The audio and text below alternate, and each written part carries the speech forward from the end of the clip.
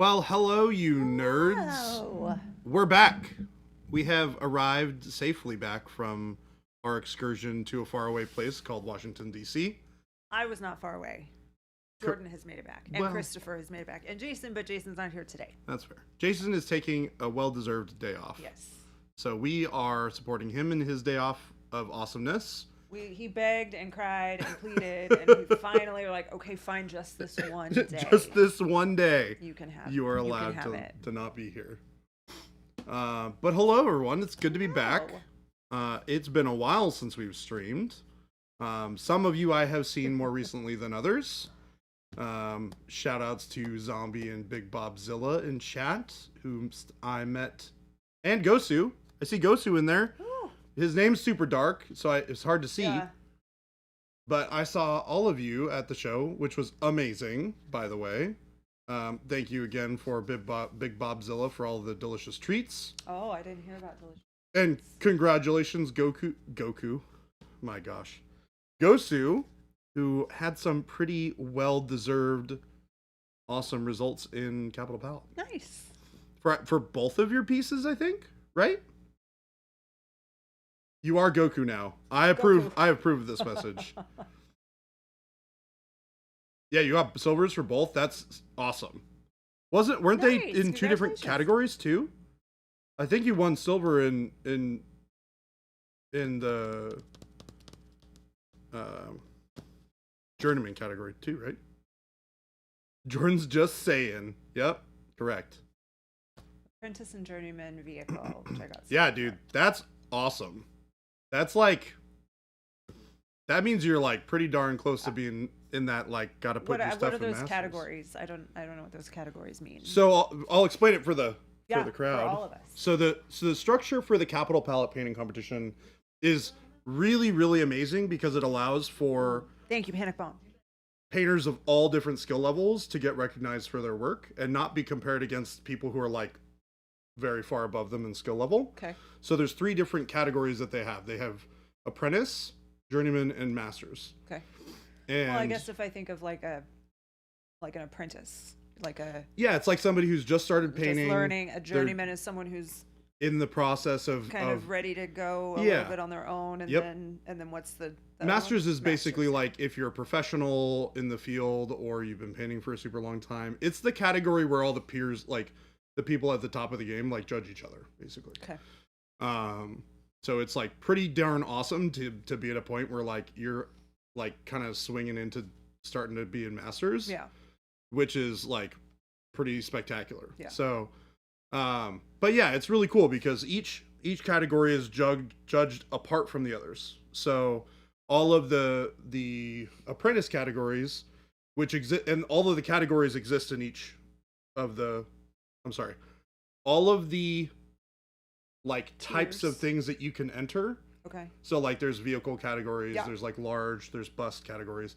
Those all exist in all 3 of the like Yeah. So apprentice, there's journeyman, and yeah. master. So apprentice, vehicle, Correct. journeyman, whatever. Right. Okay. So it's great because one of the things that they'll actually do is if the judges feel like your piece is above the level of where you're at, they'll actually bump you up to another category.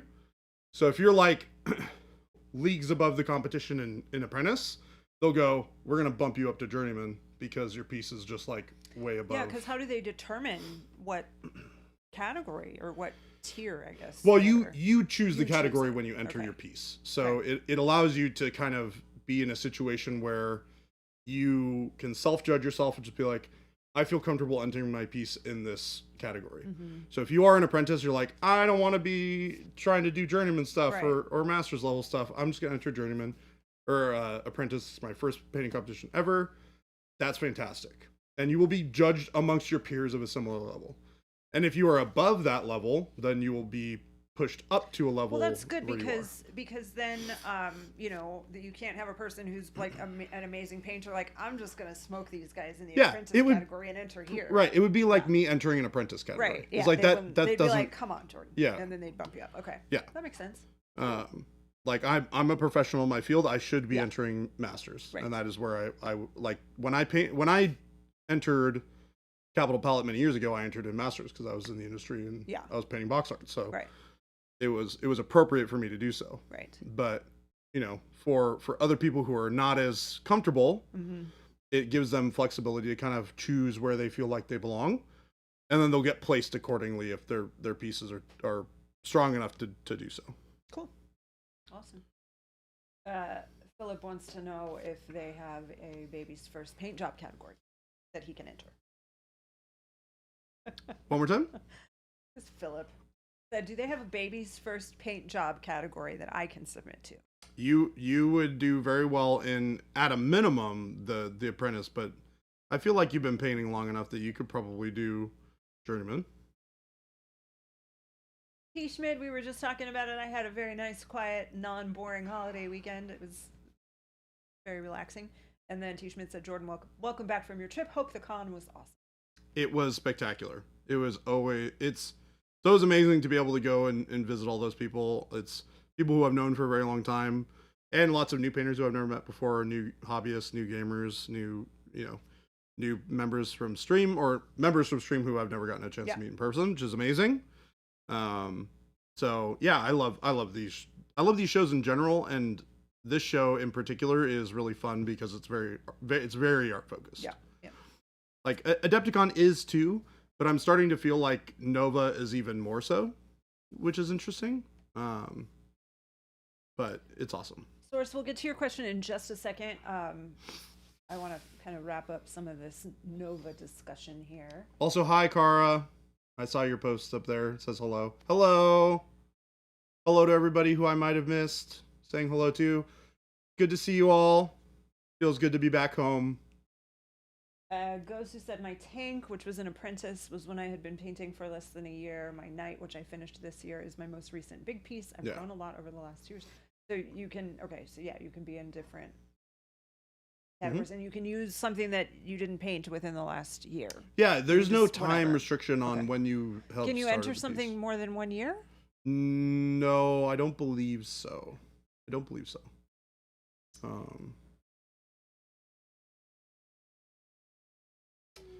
Papa Chicken. So for someone who had aspired to a crystal brush, Nova Open Masters the new standard? I would say absolutely yes. It is of a level. Anymore? Huh? They don't do crystal brush anymore? No, they stopped doing crystal brush it would have been 2018, I believe, was the last year they did it. Oh. So it's been some time. Oh, okay. After 2018. Huh? That was at Adepticon, right? That was at Adepticon, yeah. And now it's just the Golden Demon? Golden Demon, they have a couple of other smaller ones from other places. Yeah, but I know about them all. Yeah, Golden Demon is the big one.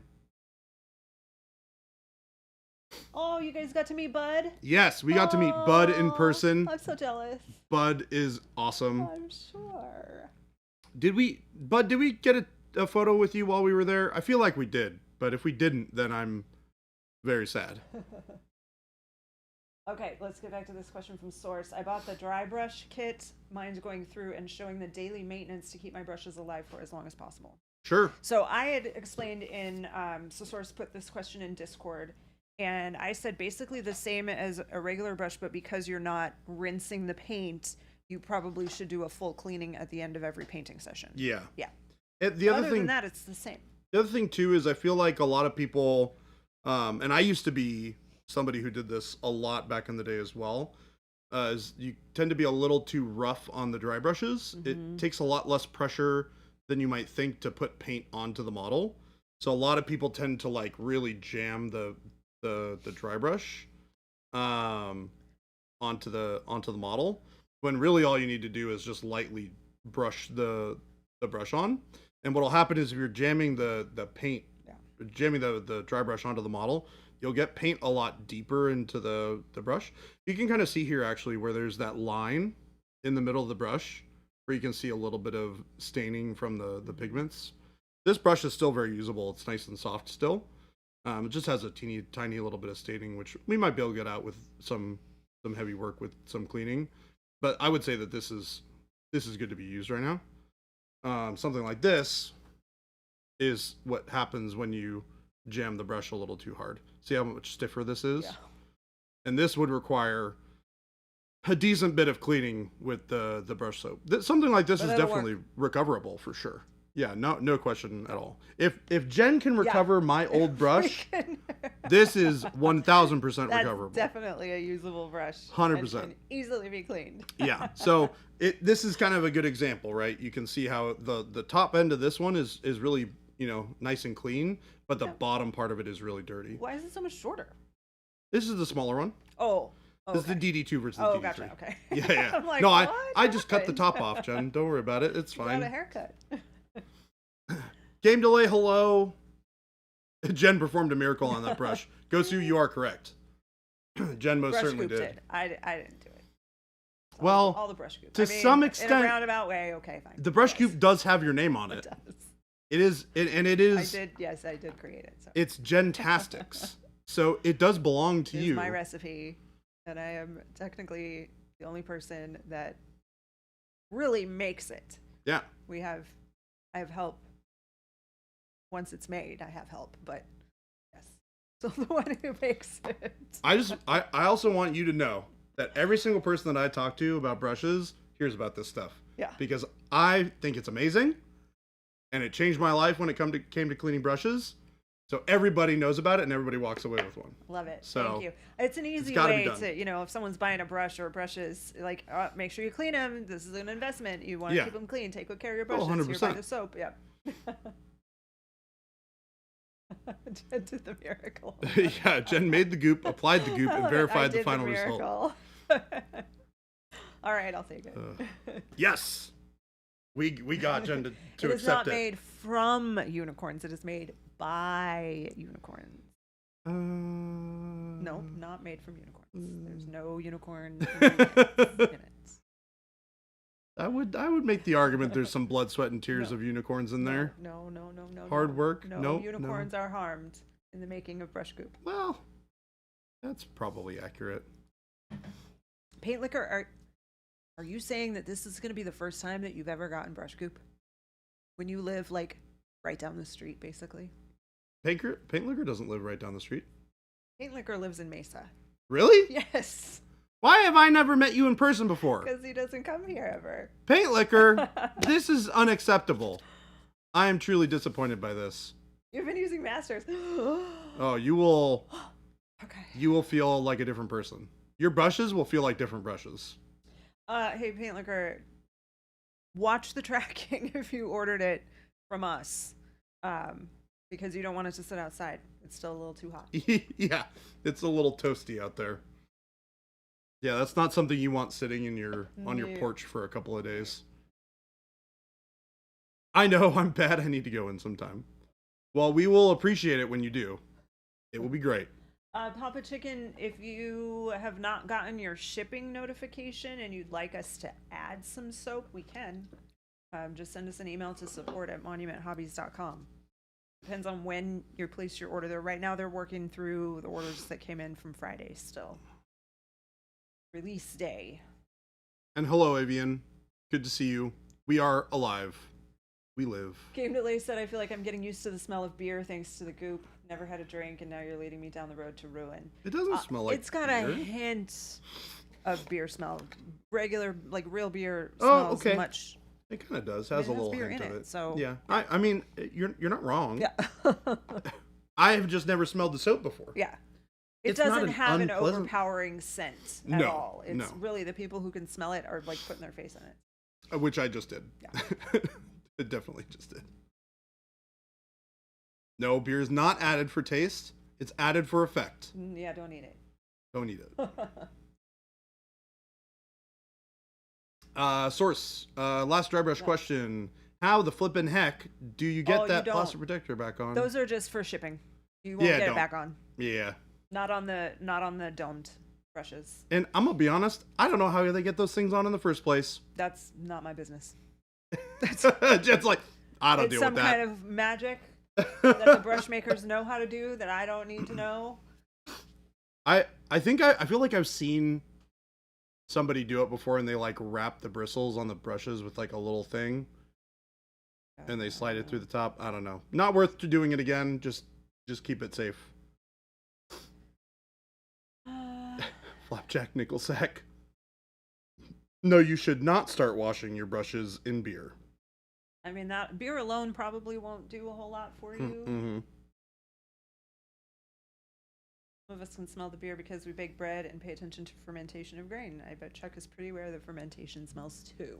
Yeah, a lot of people Yeah. actually think it smells more like bread than beer. By the way, Game Ed Elay, I am going to order that book this Friday, and I'm going to get on making some delicious and nutritious bread. Well, not so nutritious, but delicious bread. Like a bread cookbook?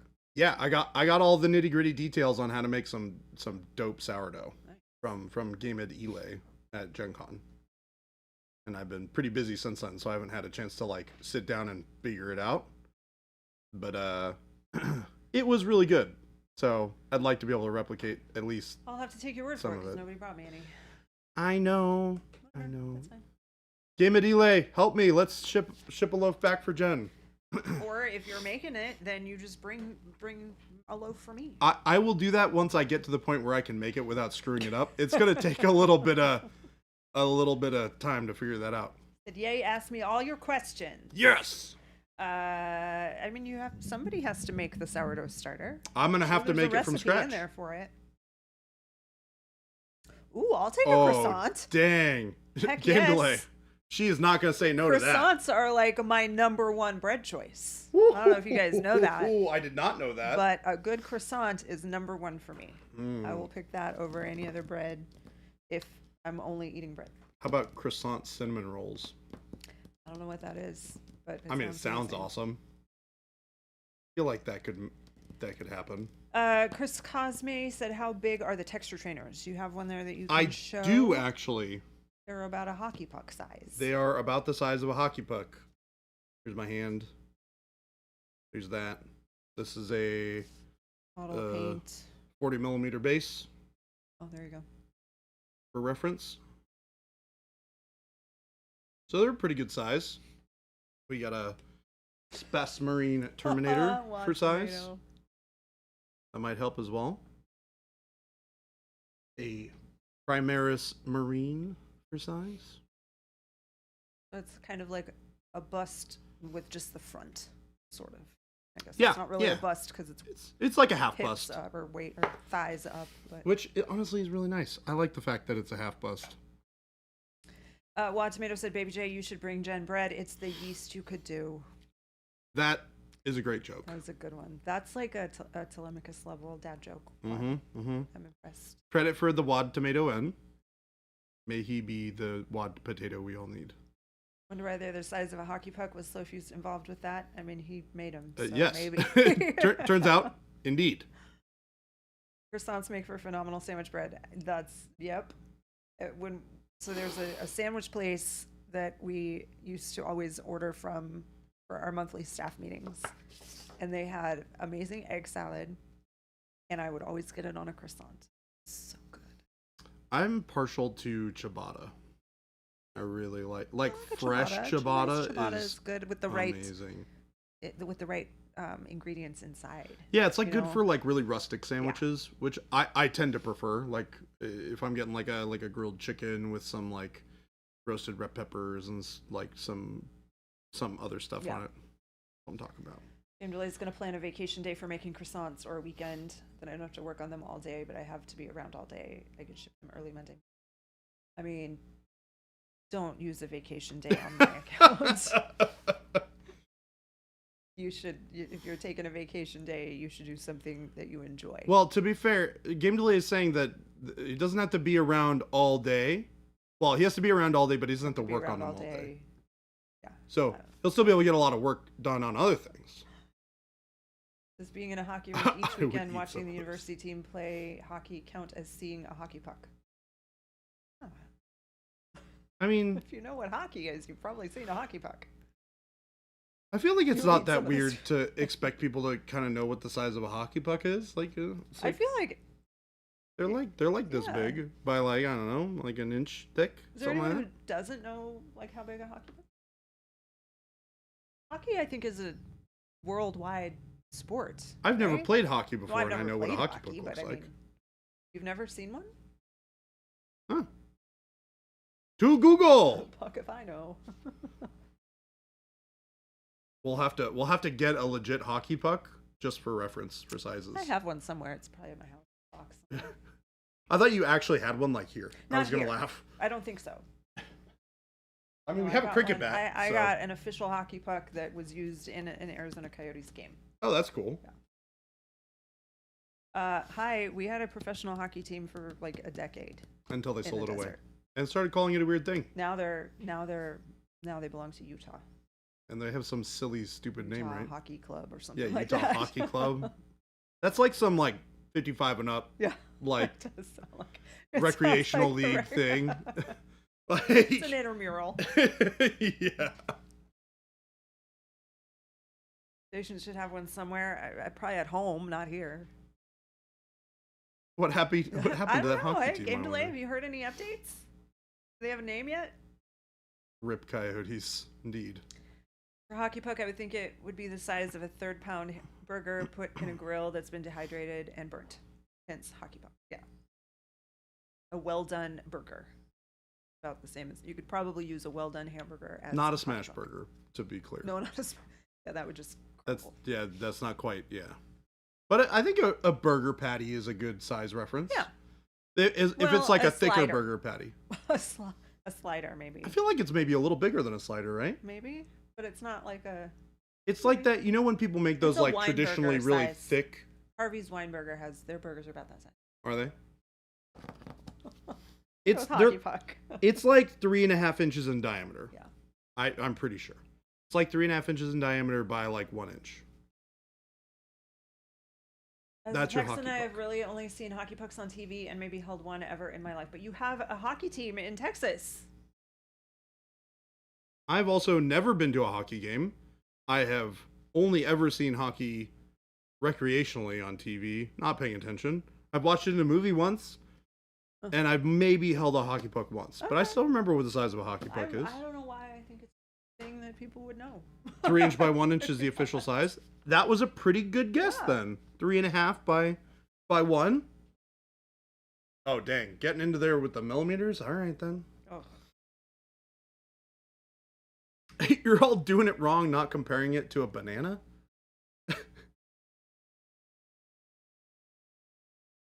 Hockey's the best alive. It is. It's exciting.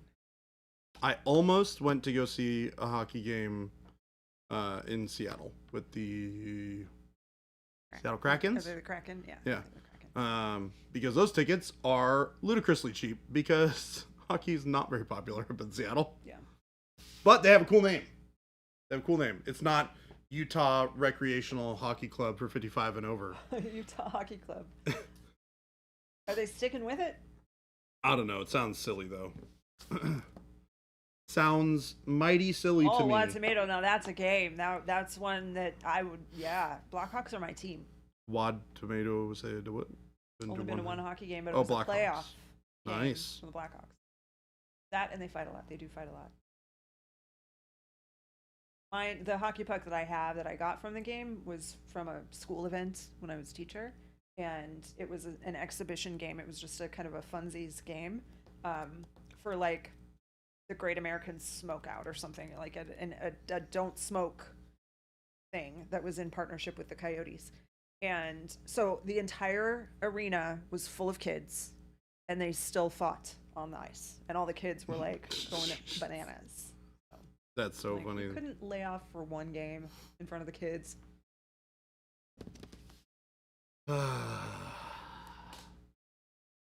Feel like it's just too much of the game is just fighting.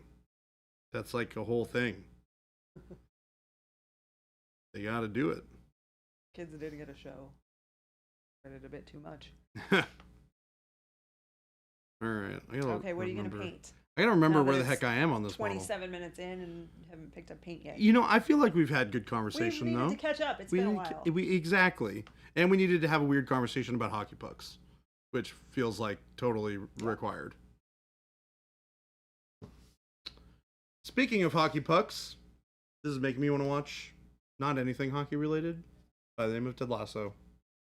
Ted Lasso? I don't know why this conversation makes me want to go watch Ted I Lasso. heard, and I didn't Google it, so I don't know how legit it is, but I heard that they're making a 4th season.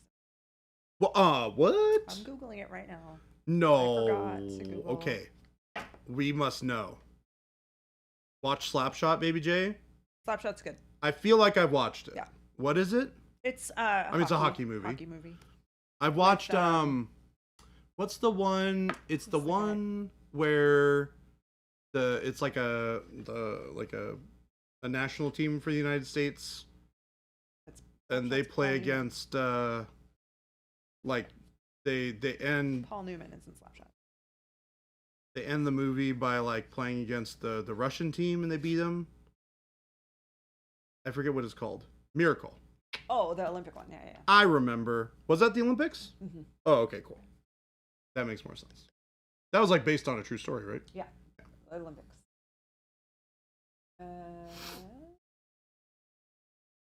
Haven't seen that stonework on that model for a while, BabyJ. That could be straight out of Southern Utah, the Utah Hockey Club. Well, The Mighty Ducks, also a good hockey movie. Slap. They are all original cast coming back. Yes, I'm Googling that right now. Every character confirmed to be returning for Ted Lasso. It seems so. Is that including the man, the myth, the legend, Ted Lasso himself? Every character confirmed to be returning. We're gonna see. He's in the. Very misleading. Let's go! Yes! While the return is exciting, there is some risk attached to it. They may not have been totally pleased with season 3's endings, but I felt like I saw them. Explain why Ted is back and why it matters. I feel like the season would probably not feature Ted very much. I feel like he would probably come back towards the end. Or like at the very end as like reading the whole article, it just is saying Ted Lasso season 4 will have to explain why Ted is back and why it matters. Yeah. Well, because I know that they were talking about doing a spin-off show with Roy Kent as I would watch that. I would watch the heck out of that. Are you kidding me? Because he kind of takes over as head coach afterwards, right? If I recall. Yeah, the Miracle. Or I don't remember. Okay, so it says Rebecca will be back. Okay, great. It says Roy Kent. Let's go. Roy Kent. Leslie Higgins. Nice. Ted Lasso. Okay. Beard. Okay. And Keeley. Those are confirmed. Those are the only confirmed ones. Okay. I mean, that's like all the main, like core cast. Well, except for Jamie. Jamie is not yet confirmed. Interesting. None of the rest of the team. Recently announced that it's returning for a 4th season. Yeah. Very vague. Widan, what's up, my dude? How you doing? Been a minute since I've seen you around. I hope you're doing well.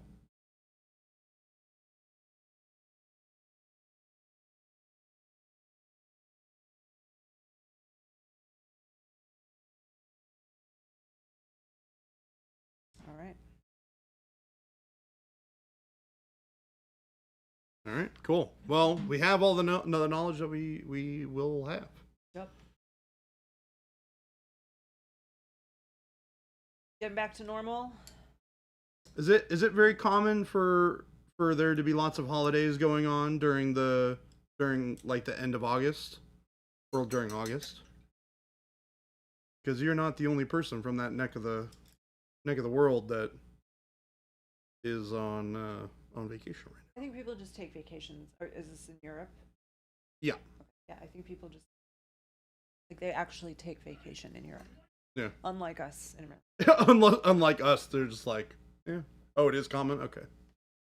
Yeah. I mean, like Element, whenever I try and contact them, every time they respond, it's like, oh, we had more days off. Element?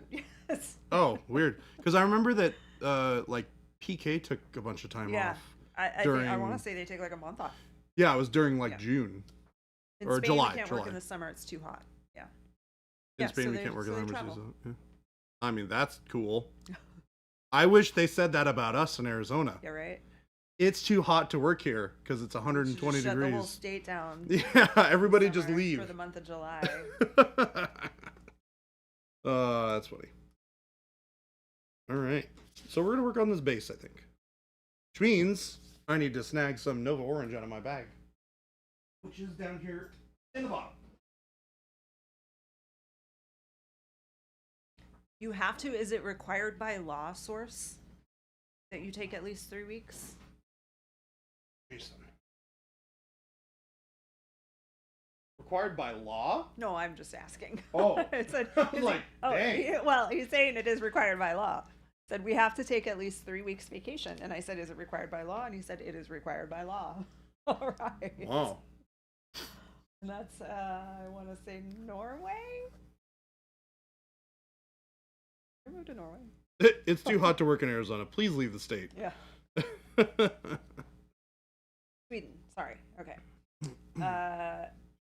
Jordan casual using paint. Most of us don't have. Well, you can get it though. You That's can the get thing. it right there are now. No excuses anymore.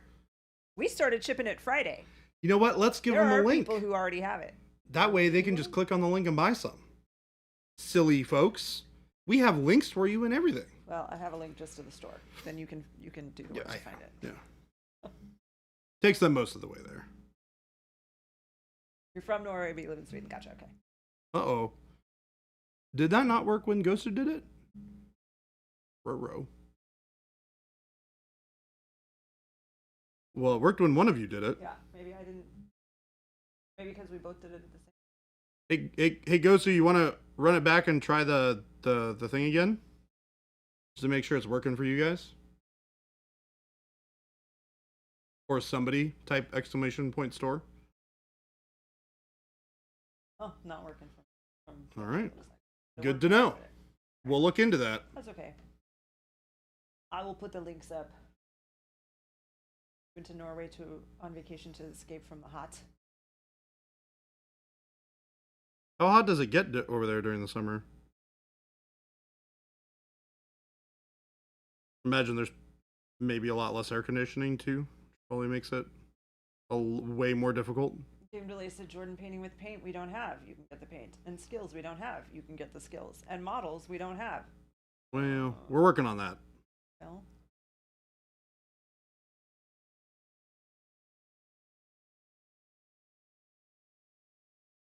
Can't be perfect. We try.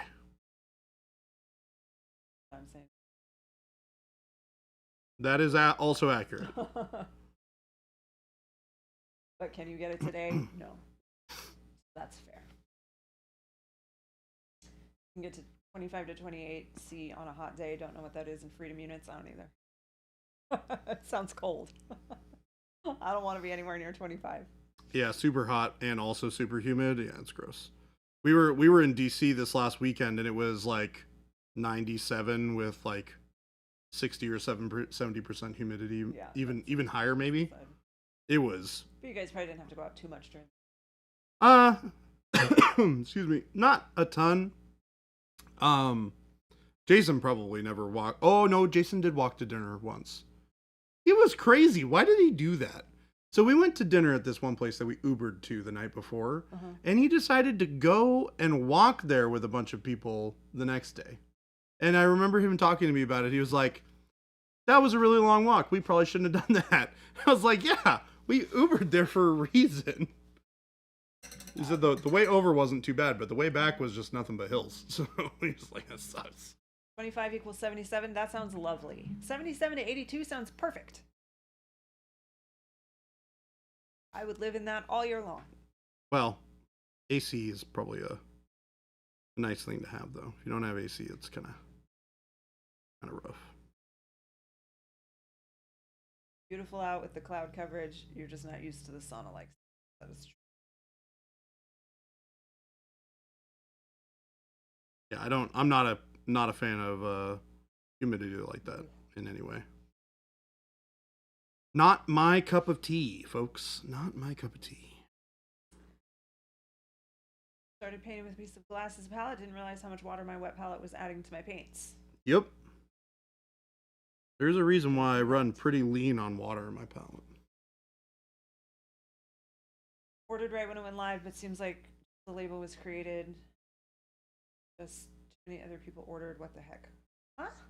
You ordered right when it went live, but seems like just the label was, or you mean the label was just created? So yeah, I'm gonna tell you that we shipped all day long on Friday. Normally on Fridays, the fulfillment team is done with order fulfillment by like 10 o'clock. They were shipping all day long on Friday, and we still didn't get through all the Friday orders. So Yeah, that's crazy. That's crazy. but being that the majority of the orders from Friday morning, once it went live, the majority of them really are just No orange. one bottle of paint. Yeah. Yeah. Oh, gotcha. Okay, so label created but not scanned yet. It got picked up today then, or it's gonna get picked up today. If it says label was created, that's probably one of the ones that we did Friday. Yeah, it just might have been done like later on in the afternoon or something after they had already picked up or something like that. Yeah. Yeah, because our Friday pickup was super early in the day. Yeah, sometimes they just come and pick stuff up super early. Silly post Yeah, office. when our regular guy's on vacation, we don't.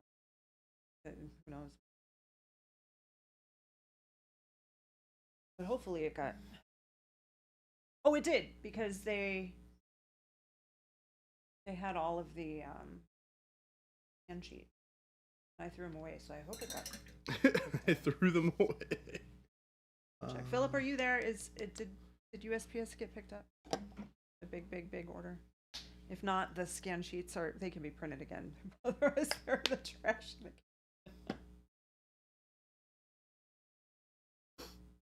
Raul, hello. I'm just barely wanting to get into painting miniatures. What set are you painting with? A friend suggested I get the base set.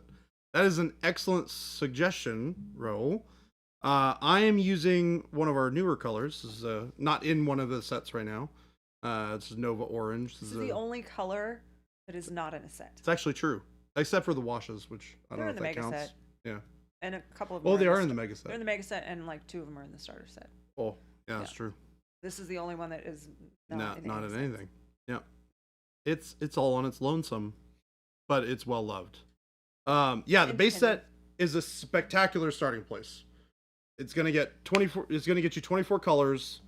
It's gonna have white, black, red, blue, green, yellow, orange, purple, magenta, some browns, some grays, a skin tone color. It really has the whole spectrum of what you would need to get started. So I and everybody else generally always recommend starting with the base set.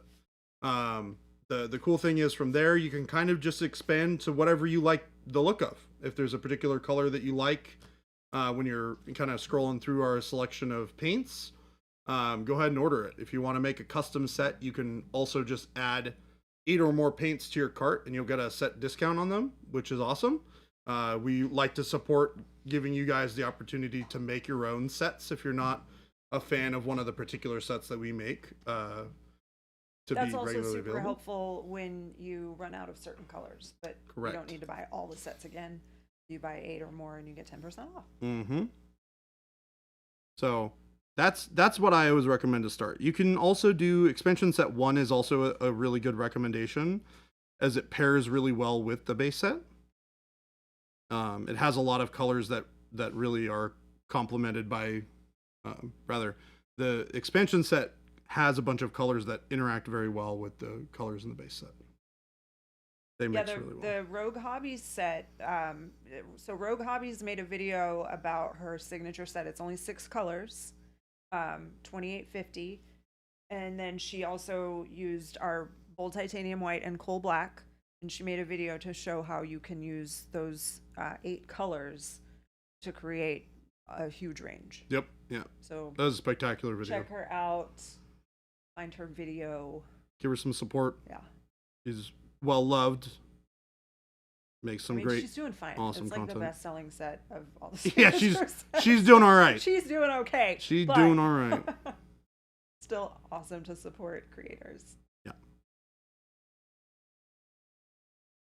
You can buy 4 bottles of transparent red and 4 magenta and then make 8 hot pink. There you go. That's true. But dark hot pink is a particularly awesome color. Is the September challenge ready? Big Bobzilla wants to know. You Jordan just got home. I just got home, guys. I've been busy. Big Bobzilla, you're the one you were there. You were there. I did not get enough chocolate milk to make that happen immediately. I'm just saying. And I drank a lot of it. What other deliciousness did Big Bob bring to you? A delicious homemade apple pie. We got to get you to some of these shows year, right? so you can. Last year he also brought the homemade pie. Or Yeah, was it from a special Jason ate it all place? to himself last year, though. Yeah. He shared this time. Actually, we had to remind him that we had it because we kind of snuck it into our room because we were the only ones that had a refrigerator. Oh. So. Papa Chicken said, I want to paint some U.S. Army chocolate chip desert camo. Can't find a color or mix that is good for the light tan. Do you have a Chocolate suggestion? chip desert camo. Okay. I think I'm starting to get it. It's the kind of like that orangey brown color, kind of like caramely brown, and then it has like the brown spots or yeah. There we go. Yeah. So this is like, who we got in here? Some look like they could be almost a little mahogany. Yeah, well, some of them definitely have a little bit of green to them. Others don't. They're a little bit more neutral. I would say, let me pull some colors out here for you. So for the base color, I would do caramel brown. Caramel brown, I think, is the perfect color for that. Oh yeah, I forgot about all these new. Oh yeah, browns. I'm telling you guys, the Flame On set is amazing. What a spectacular set of browns to add to the overall Roco range. Now, I acknowledge that this is a little darker than what you're probably going to see as like the base color for the camo.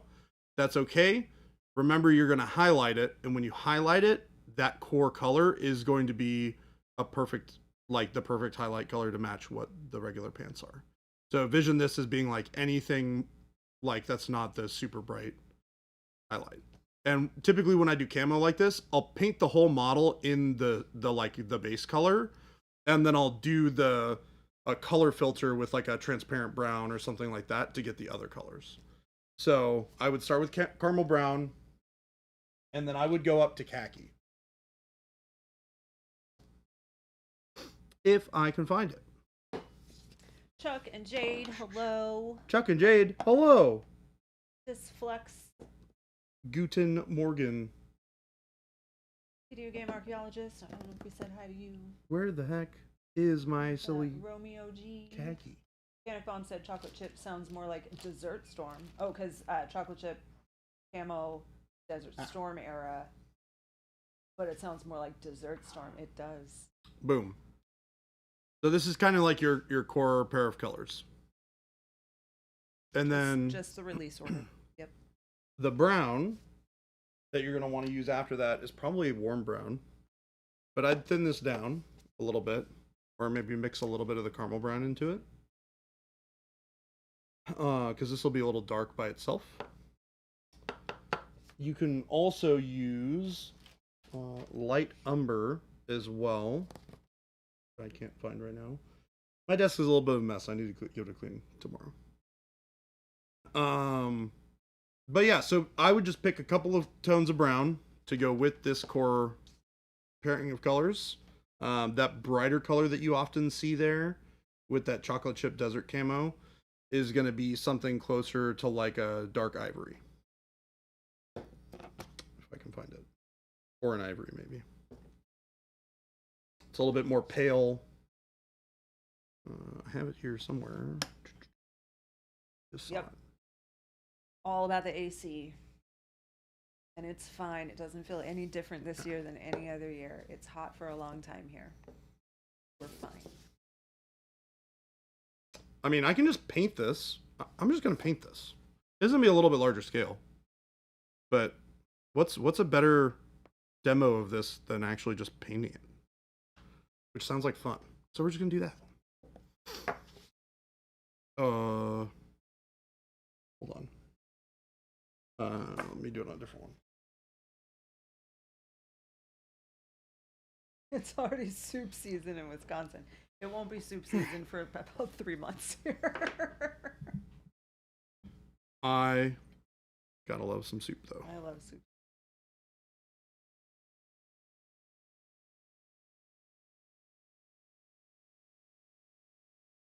So we're gonna paint the pants in the camo. This is exactly what the texture trainers are for. It's so true. Also, perfect texture trainer for showing this off. Yeah.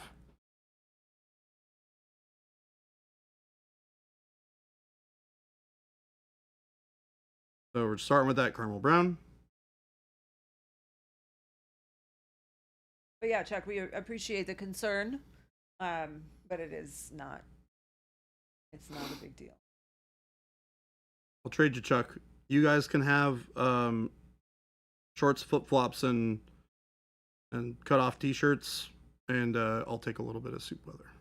Yeah, no, I don't think that they want what we have, is the point. Oh. Well, I don't know what to do about that then.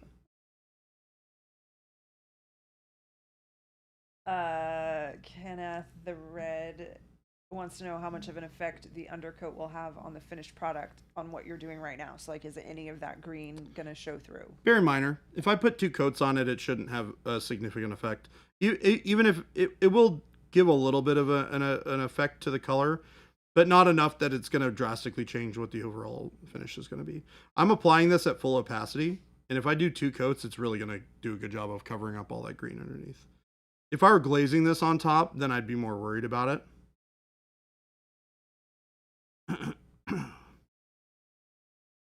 This is one of the models that I was doing some demos and test stuff on at Nova. We have a couple of these texture trainers that we bring with us to shows, so you guys can try out stuff. You can try Procurl for the first time, or I can demo cool painting techniques like this. Then have a great night, and we hope you enjoy watching the rest of this with your coffee tomorrow. Bye, Thanks for Ben. hanging out.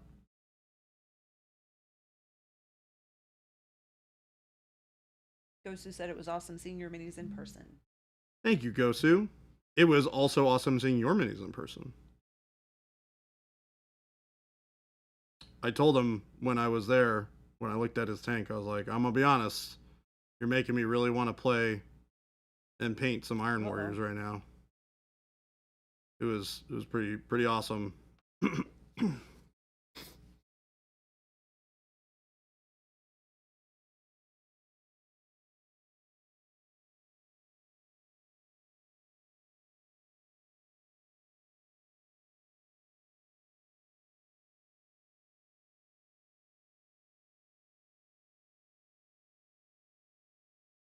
Alright, so we're gonna have to let this dry.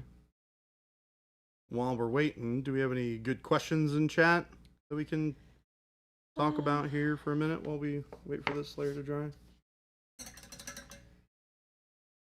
Romeo G said need to get to some kind of convention. Is there anything that happens near the Iowa area ever? Near the Iowa area?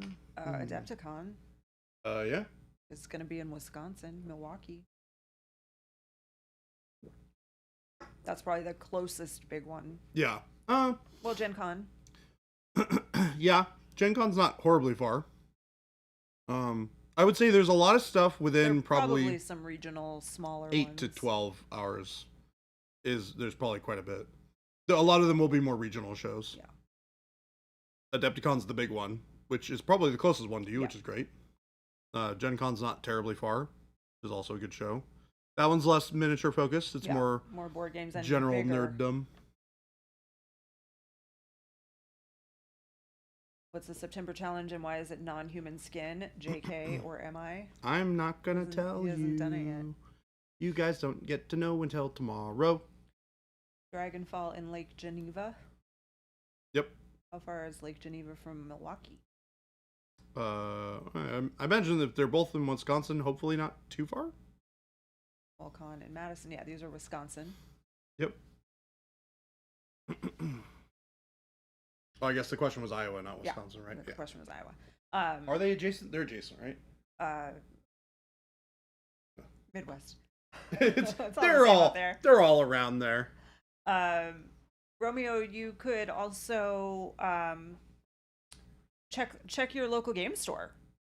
They might have more information on those events because a lot of times the vendor hall will reach out to the smaller game store or like to the game stores in the area to set up a booth.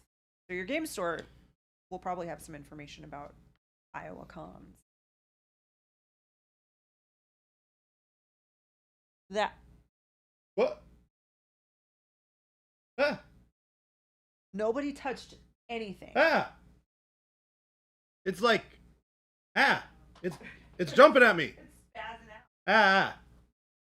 Chad, it's freaking me out. It's possessed, Chad. You know what we have to do? This would actually be hilarious. If we got a don't eat the paint cam. Actually, we do have that. It's just the chair cam. So that people could see the weirdness that happens at 3 o'clock every day or thereabouts. It's weird, folks. It's weird. Oh, yeah, because of the... Yeah. Silly electronics. Why gotta be such a pain in the butt sometimes? Ah! And it just turned off. Well, because I...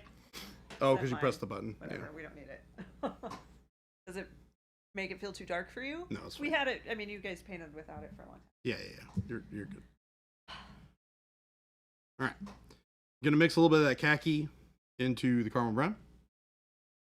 North Iowa touches southwest Wisconsin. All right, I knew they were close. There you go. If someone gave me a blank map, I know the states, but like in my head, I can't. I most certainly do not. No? Oh.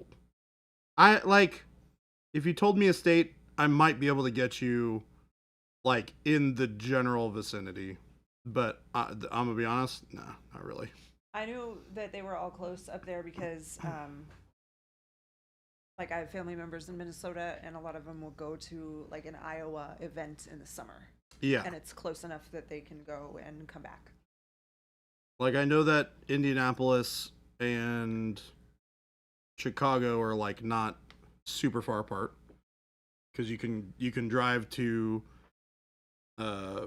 Chicago in about 3 hours, 3.5 hours or so, maybe 4, from Indianapolis, give or take.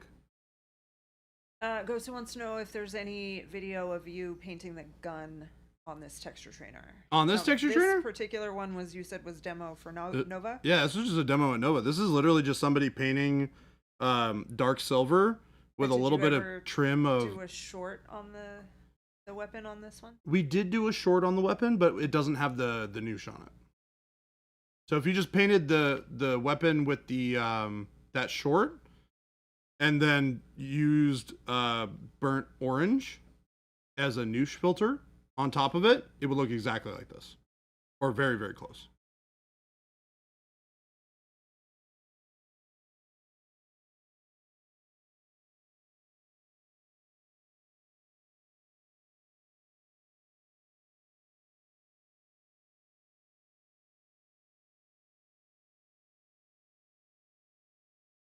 All right.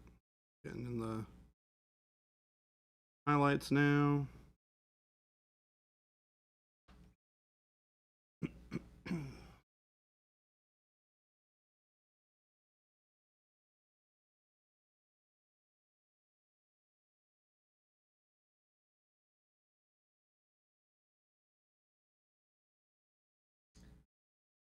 So the burnt orange looks awesome over the metal. Have to give that a go. It has a very unique look. It is very good for that. Was it Nova Orange? No, burnt orange. It was No, burnt you orange. you could use Nova Orange though. It would look good. It would be like a more desaturated kind of rust, because the Nova Orange versus regular orange is like a pretty stark difference. They're very different colors. Oh ho, Romeo. I think that says Romeo, right? Yeah, Romeo. Romeo G. Yeah, I just got the shop notification that my brushes and Nova Orange just shipped. That is awesome. All right. And we're gonna take. If you literally just got it, that might mean that it won't actually be picked up by USPS until tomorrow. FYI. Probably. Don't be alarmed if you don't see any tracking updates. Source would like to, when you're done with this, I will add, show the oranges with Nova. Sure. Like all the oranges. I'm down. You kidding me? We're doing all sorts of fun, show off, cool stuff today. You have my attention, chat. Chuck said I could use some advice from the group. I'm getting ready to start painting my first army. What are best practices to make it painless? Oh yeah, awesome. What so I guess my first question is, what are you doing? Because it's gonna kind of depend on what army you're painting and what colors you're using. Will change some of the prep work, in my opinion. There are some like generic things that you can do, like just make sure that you're batch painting a lot of it, or you want to try a couple of things usually, because sometimes batch painting doesn't really work for some people. Some people just prefer to like paint a couple of models at a time and make them really nice, and then worry about having it all done quickly later. But if you're looking at like getting it onto the table sooner rather than later, then batch painting is definitely your friend here. And batch painting is where you have all the models assembled and you kind of just do all of the, like, one step on the whole army at one time. So like if I were to paint all of like my cricks, right? All these guys, I would spray all the silver on all of the models like I did on the big guy. And then I would do all the trim on all the models. And then I would do all the washes on all the models. And then I would do all the white on all the models. And I would just go from there and just step by step by step by step by step, get it to the right level.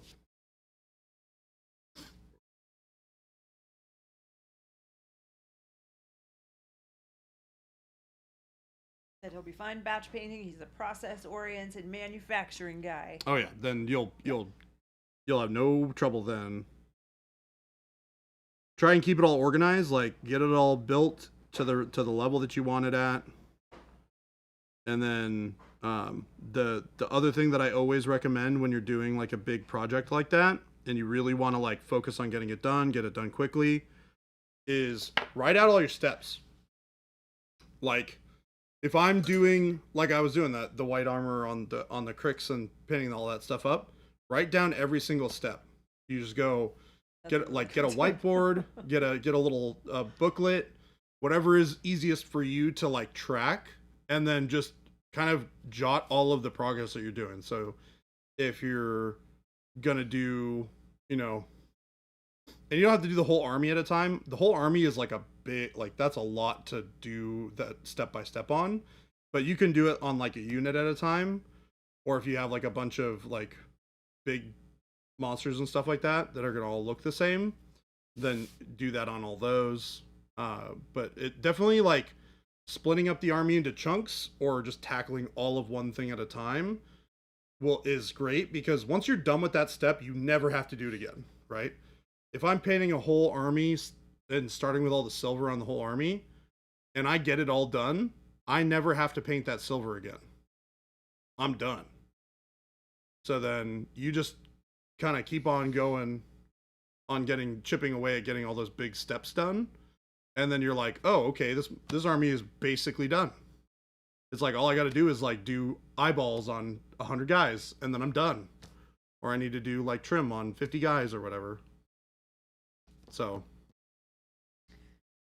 What said, how long do you think it would take someone in shipping to start asking questions if I just put the tomato in the order notes with no other context? And I will tell you that they will not ask a single question because they see some crazy stuff. They're just going to be like, nah, I'm good. Yeah, they're like, whatever.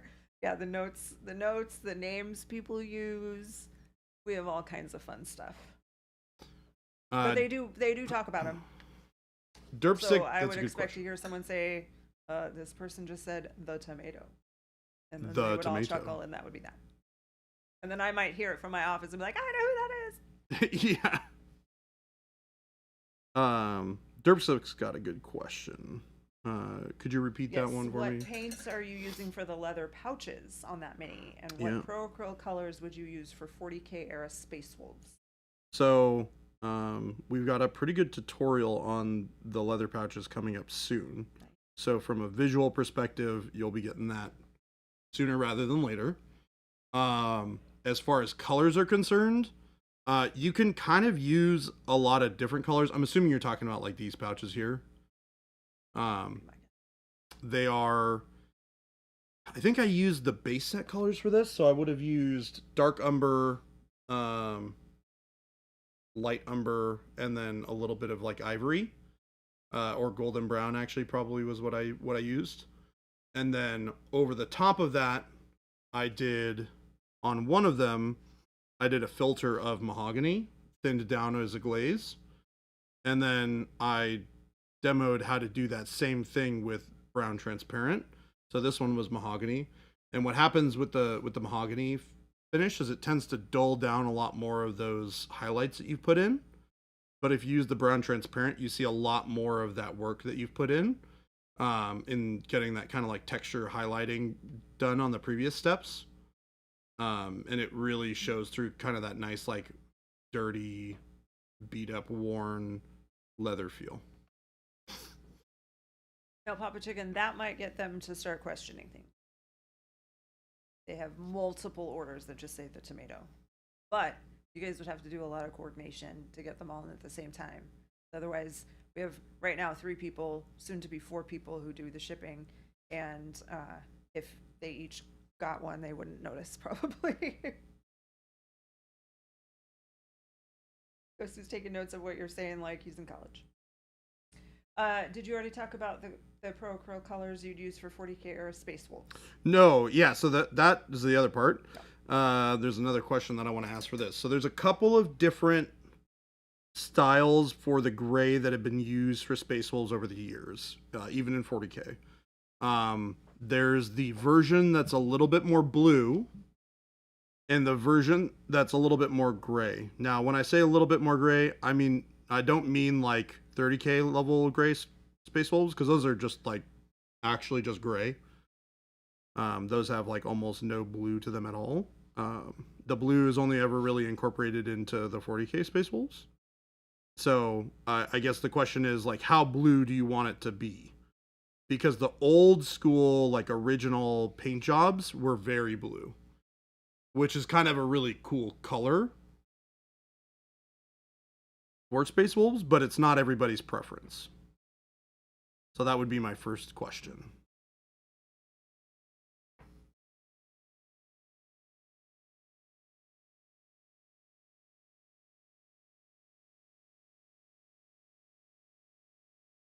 All right, and then this is the color for the pants.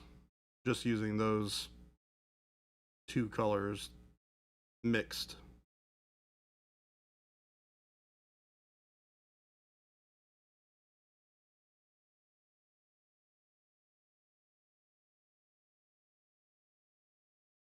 Bushman said, can we see a non-metallic metal gold short eventually because your boy is struggling?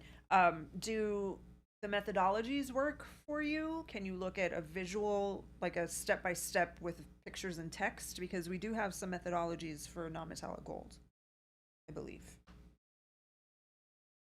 I'm not sure about a video. Have you done a non-metallic? Shorts are a little difficult to do non-metallic metal with. Yeah, they would be, huh? It's one of those things that, you know, there's a lot to cover when talking about doing non-metallic metal. I could do one as a short. It would be less instructional than it would be with any of our other colors.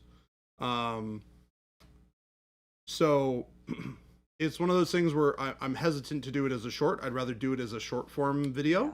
Or like a longer form video where we talk a little bit more about the concepts of non-metallic metal, which is something that, you know, we're doing those long form videos now. They're taking a little bit longer to put together, but they're really, really good. So I can speak for that being a pretty large part of putting that together with Christopher. I think Christopher's got a really, really great video that we're about to put out here once we can get some approvals on stuff. So I did try the tutorial on the website, but I can't grasp the placement of highlights and shadow reflections. Yeah, Bushman, that's something we can definitely talk about on here. Is probably best for us to just like have it be a topic for a stream. and then we can kind of go over what doing non-metallic metal means, and how to figure out where your highlights and shadows are coming from. I don't want to switch to it right now just because we've got a couple of other things that we want to kind of demo really quick. But that is something that we can certainly cover.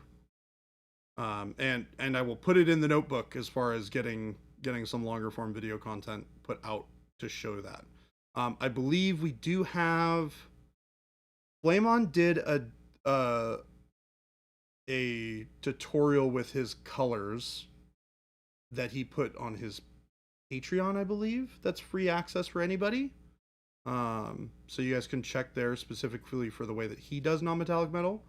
But it won't be it will be less of an instruction on where to put your highlights, which is kind of a different conversation. That's more of a light and shadow sort of thing, and how light and shadow interact with reflective materials. So we can dig into that here in a little bit. So we've got the pants are done. This is that core color we were talking about for the pants. It's that perfect kind of brown color. So what we're going to do now is we're going to pick out a couple of really good colors for our little splotches. So we're going to take some light umber, which I think will work for one of these. Might be a little desaturated for. Back to while you're mixing and stuff. Yeah. What Derpstick was asked. Thinking maybe a little bit of blue mixed into the gray. I guess mix more gray into the blue-gray paint you have. Okay. Yeah, because blue-gray is like, if you're looking for that OG style, like Space Wolves blue, like, I say blue because it is kind of like a blue. Then I would just use blue-gray, but we can mix a little bit of gray in there. Dark gray blue and gray blue are probably not going to be exactly what you need. You're probably going to want to mix a little something into those, but it should only take one color. So we'll do a quick mix up on those here in a second, after I find some light umber, because I need some more. Yeah, and Jordan is, he'll get all of your questions answered, but if he's in the middle of this, then we'll let him finish this, and then we'll move on to the next one. And Romeo, I see that question as well. Jordan, this one might be a quick one. Yeah. A recommended airbrush primer and ratio for Pro Acryl. Well, our primer. Oh, our primer. I mean, obviously. That one's easy. We're going to recommend our primer. And don't thin our primer. Right. So tried Vallejo thinner and was either too thick. No, are you asking about primer or thinner? Now I feel like you might be asking about thinner. So clarify that for us, Romeo. So with our primers, you don't want to thin at all. No, okay, he meant thinner. Yeah, you don't want to thin at all. Yeah, so he wasn't asking about a recommendation for an airbrush primer. He was asking for a recommendation for an airbrush thinner. Oh, water. Are you using our paints? That's what we use, water. Yeah, for Pro Acryl. For Pro Acryl, water. It's awesome. Distilled, not distilled, works great. We use our silly hard water from Arizona. Straight out of the tap. Straight out of the tap, works great. Our paints work remarkably well with water. They don't need any sort of other thinning agent or any specific flow improver or anything like that to get them to work. They just work really, really well. Flapjack Nickelsack confirming. Put a couple drops of water. Haven't had an issue. Yeah, because a lot of the problem with using paints from other manufacturers, one, is when you're airbrushing with them, you have to thin them. They will not work unless you thin them because they are too thick. Our paints are much thinner out of the bottle. They spray very well through the airbrush without any thinning. Depending on your location, that may be a little different. You might need to add a touch of water, but in almost every case that I've experienced, there's no need to have them be to thin them, really. We were just in DC, and the guys next to us were doing spray paint demos with our paint the whole weekend, and they weren't thinning it at all. They were just tossing it right in the airbrush and going. And that was on super low PSI. They were spraying at like 15 psi or 18 psi or something like that. So we spray at like 22 to 25, and it works great for us. And we're using a 0.3 and a 0.2 noodle. We're spraying through noodles, folks. Needle. So if you're using anything bigger than that, you should not have a problem at all. 0.5 will work spectacularly. 0.4 will work great. I tend to prime with a 0.3. That's what we have in our needle or in our airbrushes right now in the studio. That's just what we use. A lot of other manufacturers, their paints dry quicker. So sometimes you'll need to add flow improver to get them to not create kind of textured particles on the models that you're spraying, because if you're too far away and you have the paint dry too fast, it will create texture on the model that you're airbrushing. So the nice thing is with our paint, because it dries a little bit slower, it's got a little bit longer open time, you don't have to worry about that as much. It's a lot more flexible for painting that way. But in other paints, you'll have to use a retarder or a flow improver, which is the same thing for most manufacturers. And that's how you get that to function properly at a thinner consistency.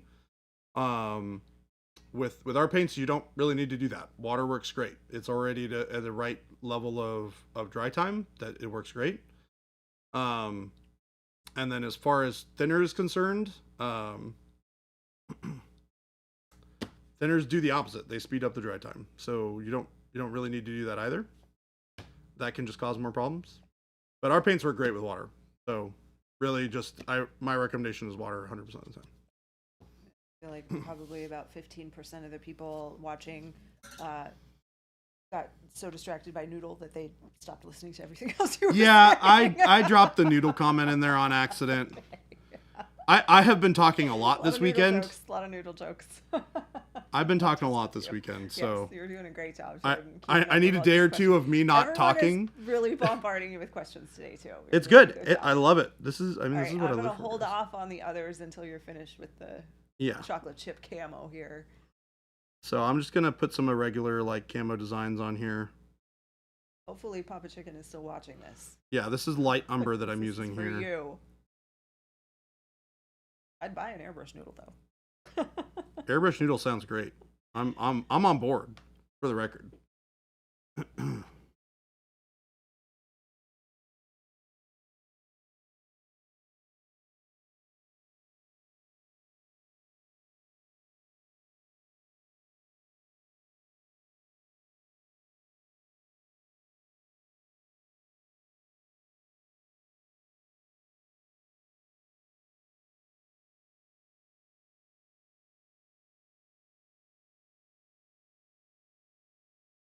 All right. So you're kind of seeing how that looks now.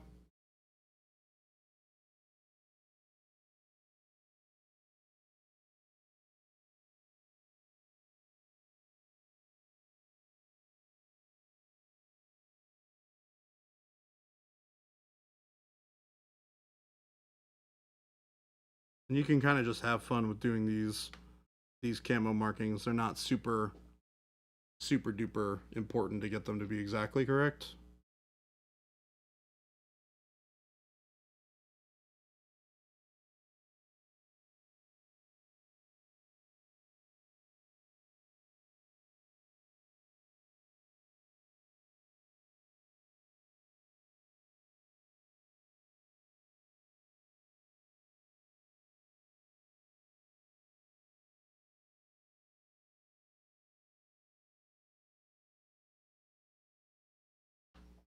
All right, boom. First stage done. Now, one of the interesting things I'm going to do here is I'm going to take a little bit of warm brown and I'm going to glaze this into the areas of shadow. Romeo, my personal preference is just regular noodles. The whole wheat, get the textures a little bit. I'm also going to mix this with some of the umber here. I'd use dark umber. I don't actually have dark umber over here for some reason, so I'm having to go sans the dark umber. But the idea here is I just want to create a little bit of depth in the recesses where there would be some shadow, and I'm just painting over those sections. Now, on a smaller model, you probably don't need to worry about this, to be honest. On a larger model, it's a lot more noticeable, so I'm going to do it on this one.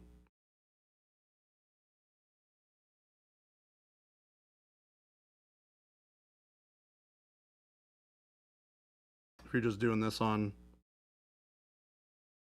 some random 28 millimeter or 32 millimeter guys, you probably don't have to do this step. James Delay is feeling some power right now because he has a color that you don't have. Well, enjoy it, because it's not going to last that long, folks. All right, so. Going to be on some BattleTech minis. Going to be on some BattleTech minis. Warm brown for the panel lining. All right, and then it looks like we've just got cheetah spots, is kind of what that looks like for the chocolate chips. Yeah. Or like the jacket is probably a good one. Or the pants, whichever. Look like bugs. Yeah. Or like they're kind of like cheetah spots. It's where you got the darker color and then the lighter color. This I'm gonna do with black brown.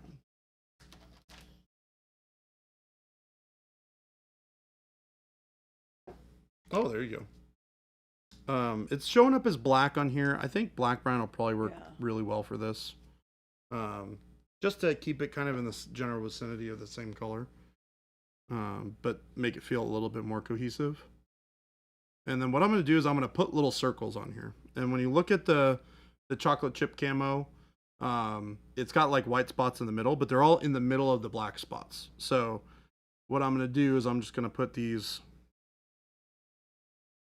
black spots on here haphazardly. All the images we're looking at, they don't appear to have any white. Yeah, they do. It's that light color in the middle. It's not white. It's like an off-white. It's an off-white. It's not white. It's like dark The ivory. Rose said you need some white. Off-white. You'll see it. You'll see it. Trust the process. Trust in me.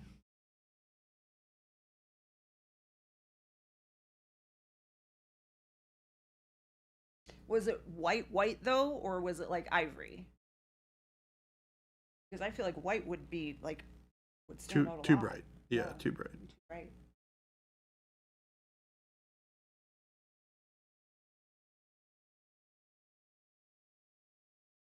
Tech Elf, have a good night. Thanks for hanging out. See you, Tech Elf. All right, and then dark ivory. I'm not arguing. I'm just asking if it was truly white or if it's ivory. White. Okay. Well, the pictures that we're seeing don't look like white, but.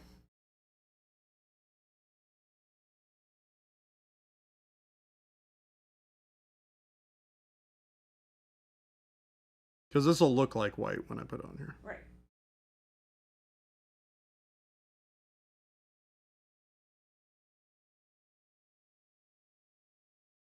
Well, we're not going to click the link. Yeah.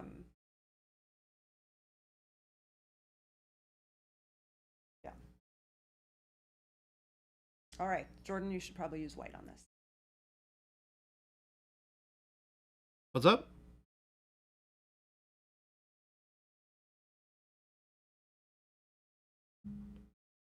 Does this not look like what we're looking for? I don't know. Okay. I'll show you guys the difference then. Because remember, if I use bold titanium white, that's going to be the brightest part on the model. Yeah. This is why we don't want to be using white here. It's more appropriate to use an off-white because the brightest part of the model is not going to be those little spots on your pants or on the camo. It's going to be the reflections on your armor. It's going to be the whites of your eyes, or not the whites, but the reflection on your eyes. Like the pants are under filters of light and they're filters of shadow that you're not going to get the brightest whites out of. So very rarely will you want to use pure white when you're painting anything.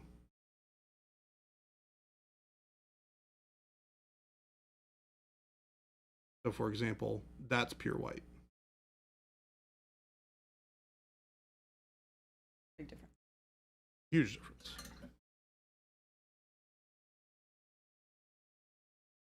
Dark ivory is a lot more in line with the value difference between the dark and light colors on this camo that we're looking at. Source, have you also worn this camo? Because remember, you got to think about the environment that the model is in, right? Even if it is pure white on the pants, the environment is going to filter color on top of that. That's going to make it not exactly the same color, right? Also, the more you wear your pants, the dirtier and the more faded that they become. So that bright white is never going to stay pure white, right? With even with the best dry cleaning in the world, it's never going to be exactly white forever.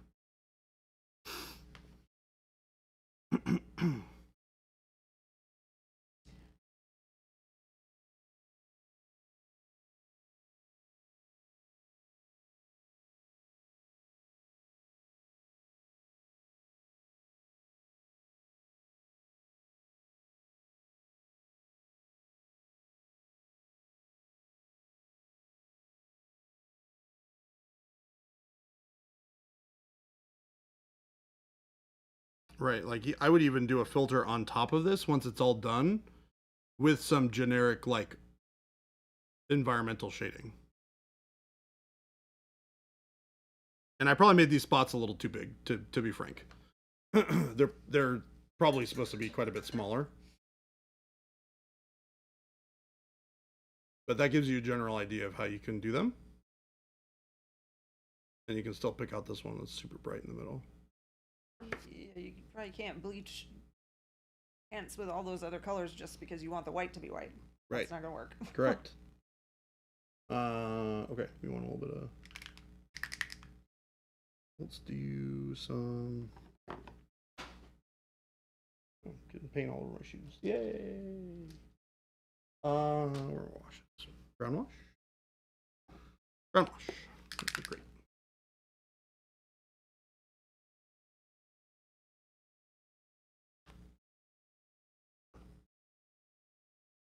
Sugar Rush said the size is fine.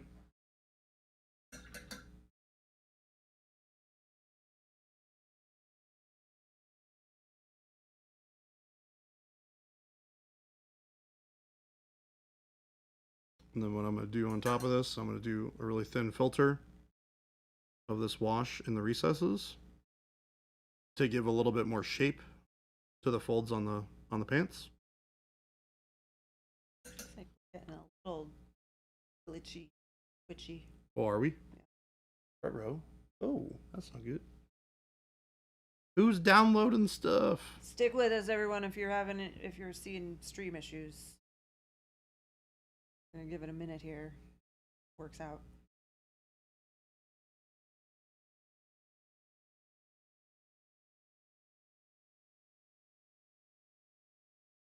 And Ustrella, we'll get to your question. There's, I think, 2 or 3 ahead of you that we're working through today.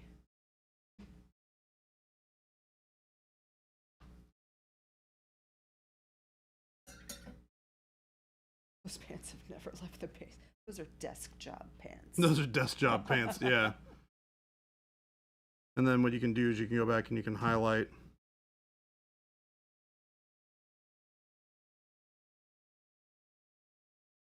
some of those areas where they would catch light.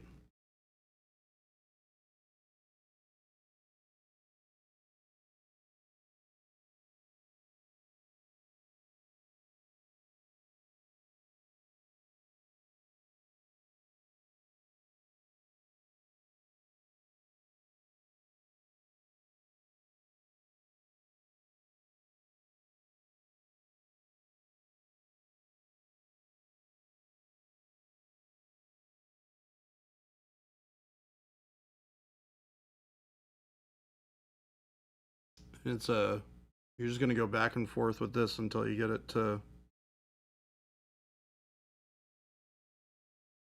the right level of brightness and darkness.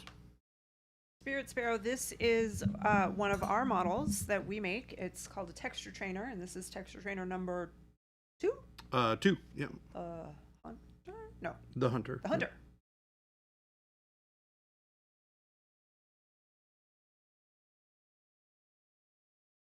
Available on the link I just posted.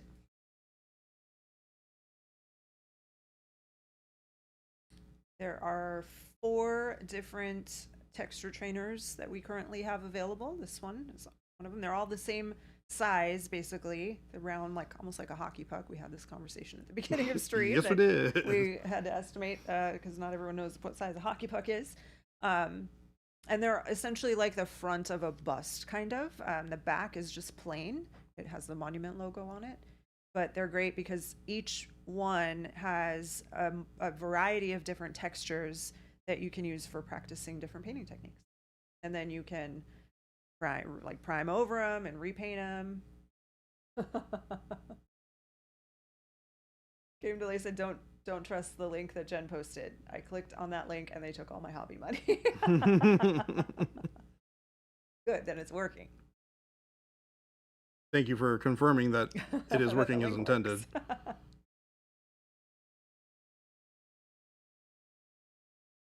You can see I'm using this brighter color here mixed in with the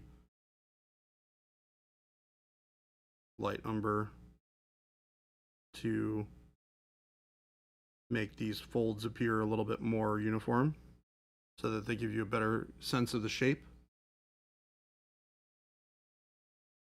Reminded you of some of the infinity designs with the paint scheme. Yeah, someone had asked for how Jordan would paint chocolate chip camo, which is what this pattern is. Yep.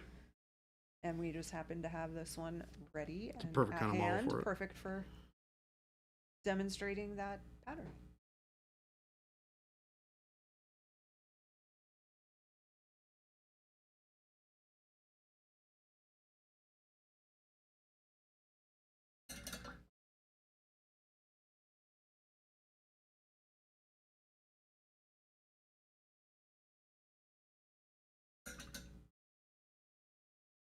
I'm going to create a little bit more of an opaque glaze using black brown here.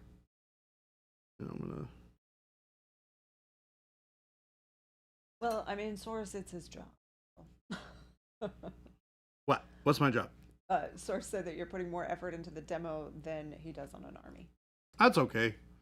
It's showing you to help people. That's the purpose of this stream, is to do exactly what Jordan is doing right now. Yep. It's great. I actually really love doing this stuff. So yeah. Whenever I get really excited when you guys have lots of questions like this, because I get to sit here and I get to paint cool stuff and show you how to do neat things.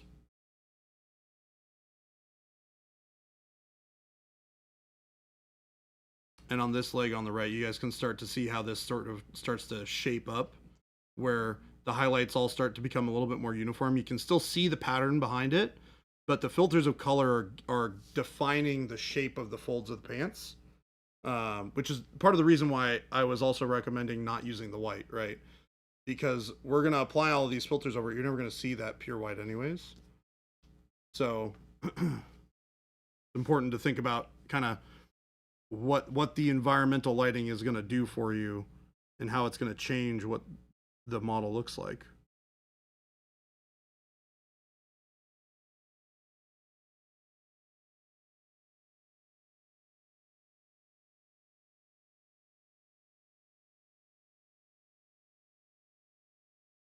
Also makes it a little bit more interesting to look at too, which is never a bad thing.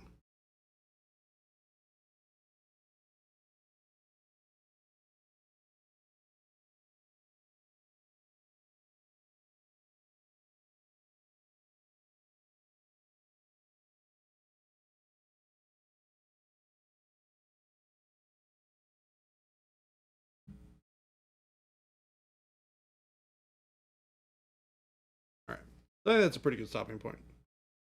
We can see that the camo's there. It's got all the colors there. It's got all the patterns. but it still feels like it's not just texture or pattern laid on top of a flat pair of pants, right? It's got dimension to it. It feels like it's being worn, and that's really the goal, right? For those of you who actually are familiar with the like legit real life pattern, is this close, do you think? I feel like it looks really close to what we're seeing. Yeah, it looks very similar to what we're seeing. Yeah. Without being able to have like the full pants, right? Right. Obviously, this is just a small section of the whole thing. Because I need to scroll, I want to just read this question, which is the next one. Oh, this is a good question. For zenithal priming, do you use your transparent white over black primer? No. Want to use either pure white or the white primer. The transparent is nice, but it's never going to give you the full opacity that you need to define the brightest point versus the darkest. You're also going to have to do a lot more layers of it to build up any sort of opacity.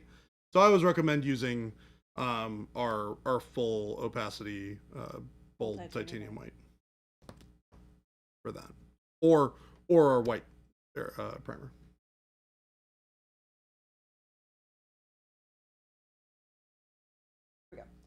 Trello, how would you do the white shoulder pads or helmets of Raven Guard? Bright neutral gray as a base, some sort of midtone, and a sponging of bold titanium? Ooh, I like the idea of doing the sponging. I wouldn't do bold titanium white with the sponging. I would do an off-white first.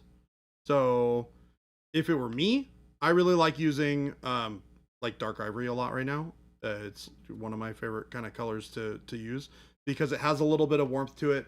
It's not just a neutral color. When we're painting white, remember, it's never, ever, ever are we going to have a white that's like purely in the middle of neutral. It's going to always be filtered by a cool environment or a warm environment. So you're going to have a little bit of warmth, like warm notes to the white, or you're going to have cool notes to the white. And sometimes you'll have both. Sometimes you'll have warm notes in the highlights and cool notes in the shadows. And we want to avoid painting white with white as much as we can. I know that sounds counterintuitive because you want to use the color to paint the thing. But in reality, it kind of goes back to what we were talking about earlier. If you're using bold titanium white, that is the brightest color that you're going to be able to get with your paint, period. Which means if you end with bold titanium white, you cannot go any brighter. It is not possible. So you have to think about that. When you think about the model that you're painting, and you think about the brightest thing on that model, first off, can it go brighter? That's the thing that I think a lot of people don't think about. They're like, oh, well, this is the brightest thing. It needs to be bold titanium white. It's like, well, can your environment be brighter? Can there be things on you that have a brighter light fixated on it that increases the brightness of where you are? And the answer to that question is yes, almost all the time. That means that you almost never want to use bold titanium white purely as bold titanium white. Mm-hmm. It is great for mixing into other things to make them brighter. And it is good for those final spots of pure white highlights that you need to have for your brightest reflections. Those are the best utilizations for bold titanium white, or if you want to do a zenithal, is great too. But the reason you use it for zenithal is because you're filtering over it with other colors, right?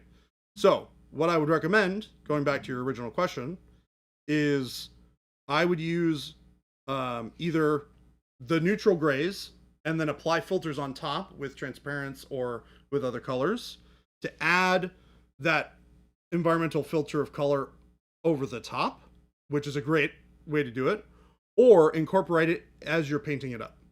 And when you do that, you want to do things like you want to use, you can use the neutral gray mid-tone, but then you want to use a darker color that's maybe a little bit of like an off color, like a cooler gray or something like that.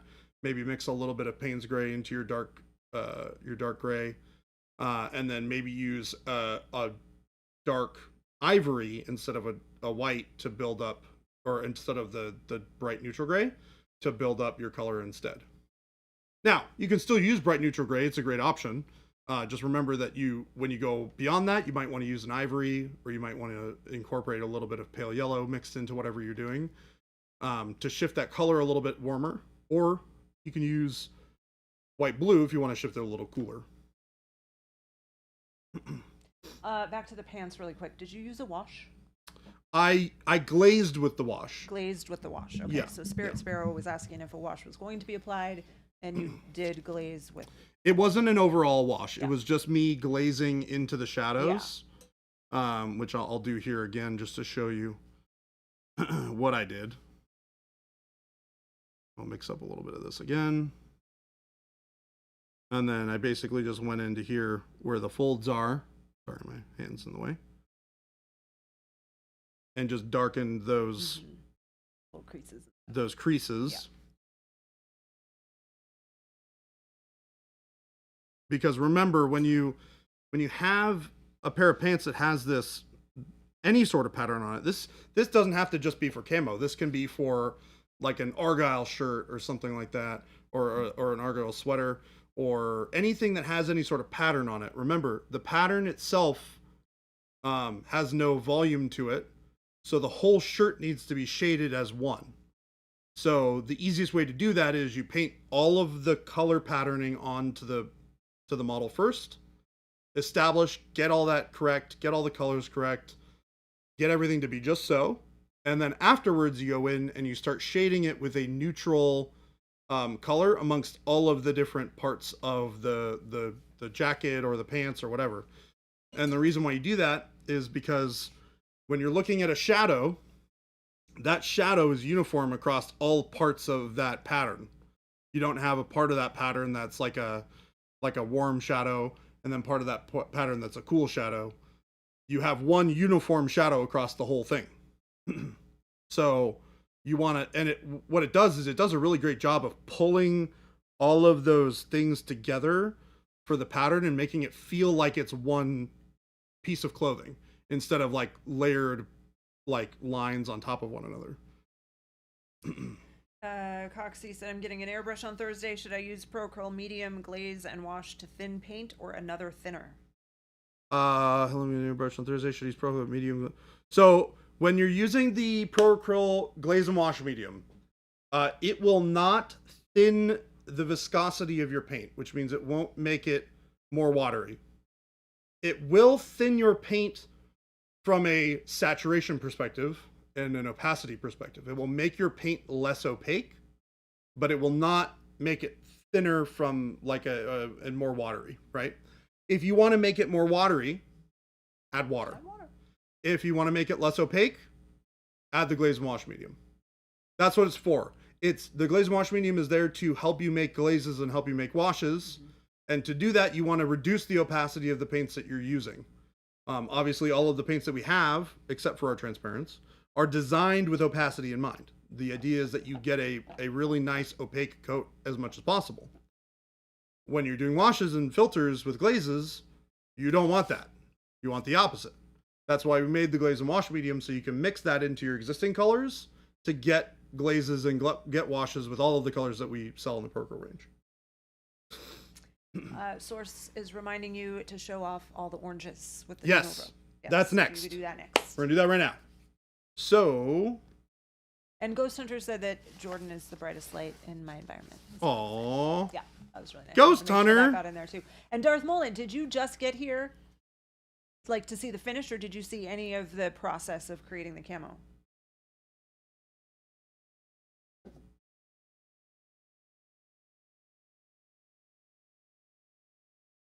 So we have 4 oranges right now, and I hope this captures it because it's a little. Did we adjust the colors on this? I did. Oh, okay. It's just not picking it up. Sometimes it's hard to pick up. Oranges is a tough one, right? They're tough. Yeah. They're really tough. Yeah. Well, so Darth Mullen came in and said, chocolate chip desert camo, one of the harder designs, and just came in and saw the finish. And just called it out. Yep. So there we go. You did it. There we go. That was just a test we done to did see it. if it was someone just came in, saw it, and was like, oh, that's what that is. Good job, Jordan. We had a request to show how to do it, so we done did it. Oh. So, all right. Okay, Let back me to the find oranges. my transparent orange. So that'll be the last orange that we have to show.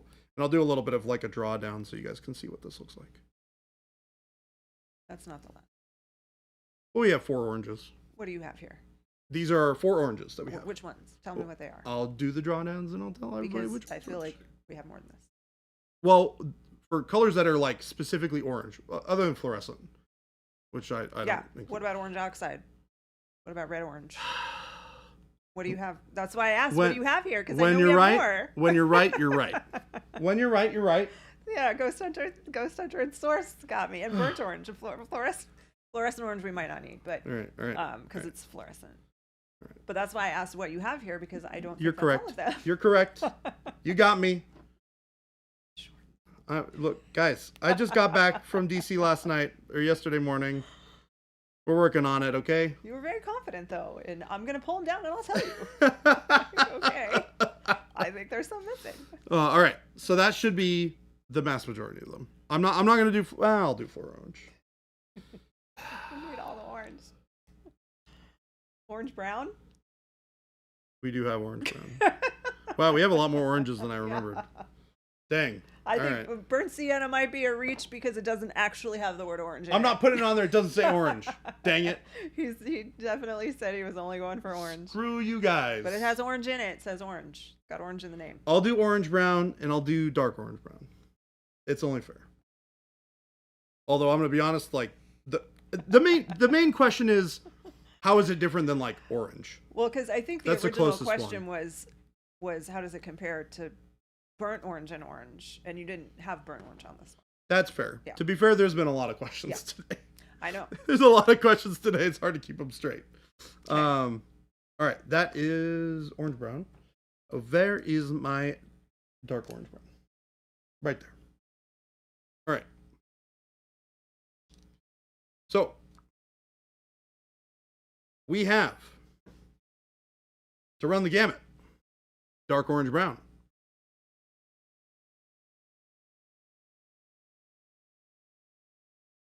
That's very, there we go. Hold on. This.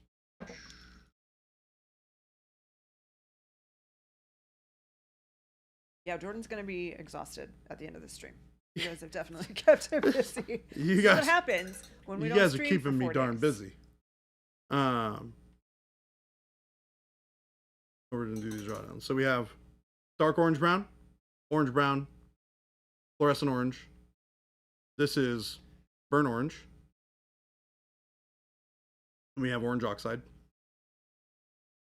Orange oxide, actually, now that I'm looking at it, would be a spectacular undercoat for Nova Orange. They're both very similarly desaturated. This is our red orange. Oh, I'm sorry, that's transparent orange. This is red That orange. one's red. And then we got orange. Then we have Nova Orange.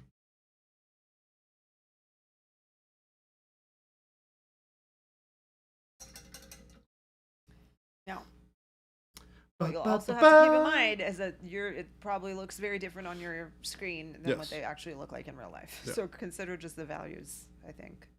Also the fact that it's tough. You always equate our transparent orange with orange.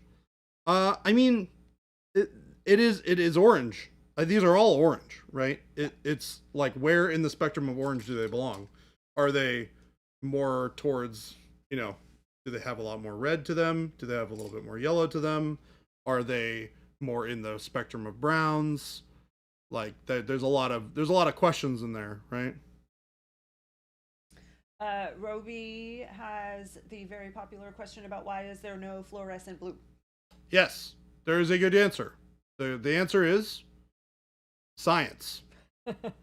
For sciencey reasons that I won't go into here because they're a little weird. Fluorescent blue does not fluoresce very well. The chemical bits of it that create that fluorescent, like, not shine, but that fluorescent intensity doesn't really work. It does exist, but it's very, very, very minor. And the big test for us, right, is we want to have the fluorescence be visually distinguishable from something that you could create with a non-fluorescent color. So what I mean by that is, if I were to paint two lightsabers, and I was going to paint one with a fluorescent blue, and I was going to paint one with a regular blue using maybe gold titanium white and our transparent blue, they would look almost identical. Identical to the point where it's not really worth making. And we did a lot of testing for this. Jason did testing, I did some testing, and the ultimate result was we were not happy with the results that we could get with a fluorescent blue. And we felt that it would be better to create a set that has 6 good quality colors that work really well in like 3 sets of 2 pairings, which we wouldn't have had happen if we had included a blue. But the other fluorescents are much noticeably more vibrant and intense than the blue was. You say that there isn't a way for blue to actually fluoresce. Yeah, so Right. Darth Mullins, it's not because we We didn't use the right pigments. We tested all of the pigments that we were able to get our hands on, and none of them worked the way that we wanted them to.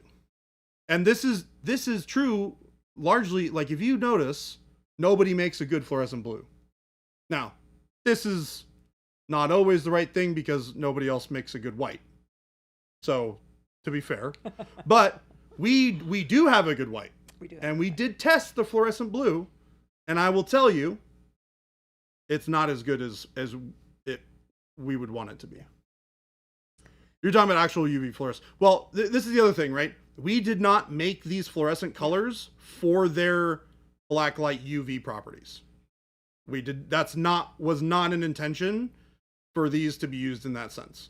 These are made entirely for we didn't painting even for natural consider light. that until we actually started even selling them, right? Yeah. And then We didn't were even like, test oh, them let's for try that. Yeah, we it did was not more test for them for that. the effect on the table than under a black light or something. Correct. A. Kerwin said, just joined, had to backtrack to see the super cool early desert camo. I wore that pattern back in the day. Hey, Awesome. there you go. So glad that you came in and recognized it. We were worried that, there was some concern that we might not do it justice. Yeah. I think that Jordan did a great job. Why, thank you. Okay, we've got 10 minutes, and I know we missed some questions that I could not find again, but Source has one that says, can you comment on painting rust and dry brushing metallic over, like your short guide, Yeah. versus painting metallic and nooshing on rust? When, Oh. why would you use one or the other? Okay, that's a great question. That's a really good question, actually. Spot on. So So rust accumulates in different ways. The only way I can use to describe this is to have you look at, like, Google rust. And then when you Google rust, you'll notice that there's a lot of different ways that rust tends to settle on things. When things are super rusty, I would typically recommend starting from that rust texture and color and then dry brushing the metallic on. And the reason for this is what that does is it replicates something that has been completely rusted out, but has worn the rust oxidation away to expose more of the normal metal underneath. Because when you have something that's rusted, unless it's completely rusted through, which takes a very long time, that rust can actually get worn away and will reveal the metallic beneath it. So to some extent, what you're kind of doing is you're replicating that sort of effect.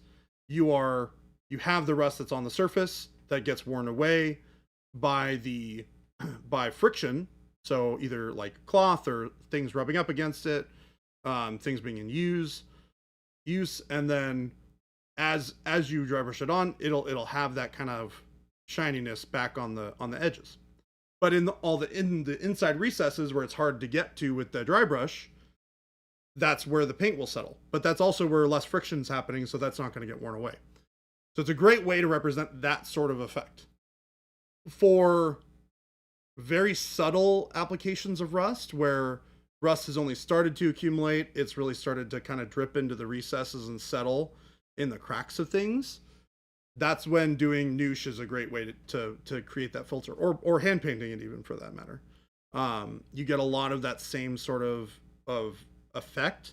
You can also layer these things on top of one another. You can start with a noosh filter, and then you can hand apply like little stipples of rust texture and paint on top of that, which would look great. Or you can do it the other way around. You can do the rust texture, and then you can filter rust on top of it, maybe in a brighter color to indicate lighter rust.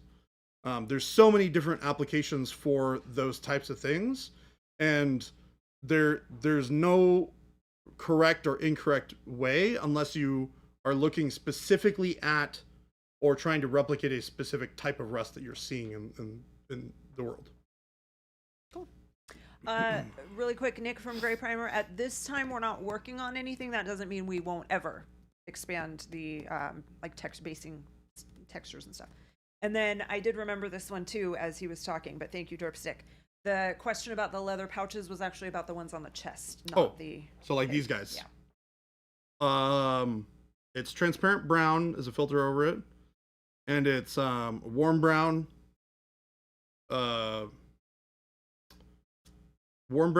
yellow ochre, pale yellow, I believe. If not, they would create something that would look almost identical to this. And would be how I would paint it off the top of my head. And then White Ann said pineapple on pizza or not pineapple on pizza, and I say yes. No, pineapple doesn't exist. It's fake. It's one of the most divisive questions ever. It should not exist. But to be fair, I don't like pineapple on anything. Yeah. I just don't like pineapple. Well, then that's a biased answer. Yeah. I'm not going to give you an answer you like. I say yes. I like salty and sweet, or sweet and savory. I like the idea of pineapple in all reality and experiences that I've had with it. I don't care for it. Here's my go-to mod pizza order. I get the mega crust because that's the better one. With red sauce, mushrooms, black olives, pineapple, Mike's Hot Honey. And it is... I do respect your Mike's Hot Honey on there. I think that's really interesting. Pineapple on pizza is better than banana on pizza. Well, yeah. Neither of those things belong on pizzas, but I'd probably prefer to have pineapple than banana. Pizza is a song we sing to ourselves. Any pizza topping is yes. Get that. No fruit on pizza except for tomato. Yeah, who's putting banana on pizza? You guys are wild. All right. I mean, here again, this is a matter of opinion. You guys scare me a little bit sometimes. Mike's Hot Honey is all that great, in my opinion. You don't think it is? That's okay. I think Mike's Hot. I would never have it. Cannibal said Mike's Hot Honey ain't all that great. Well, that's okay. That's okay have for you to feel that way. A lot of different preferences when it comes to food and things. Sweden puts banana and curry on pizza. Why? I'm sorry if that was offensive. But okay, that's like banana. I'm not into curry. I don't understand that. Curry, I can get behind. Together? Not with banana, but like curry on pizza in general. Like if you used a curry as a sauce instead of red sauce, that sounds awesome. I mean, its sources making it say that Sweden puts banana and curry together. Yes, together. He said. I mean, look. Is it real pizza? Look, y'all got some really interesting food preferences over there, and I'm not saying that they're wrong. I'm just saying that most people in the United States are probably not super excited about Game Delay. I am with you on this. Game Delay said, to Jordan's point, I've realized too often that I like the idea of fruit more than I like the reality of fruit. He's not talking about just, he may be talking about just pizza. I'm talking about in general. I always think, I'm going to go get some fruit. I'm going to buy a bag of grapes and I'm going to eat some fruit. And I buy it and I eat like five grapes and then they go bad in my fridge. So I'm a much different person when I'm shopping than when I'm eating. I kind of go both ways. It depends. A lot of time I'll buy like bags of apples and stuff, and I'll just like munch on some apples for dessert or something. It's so bad.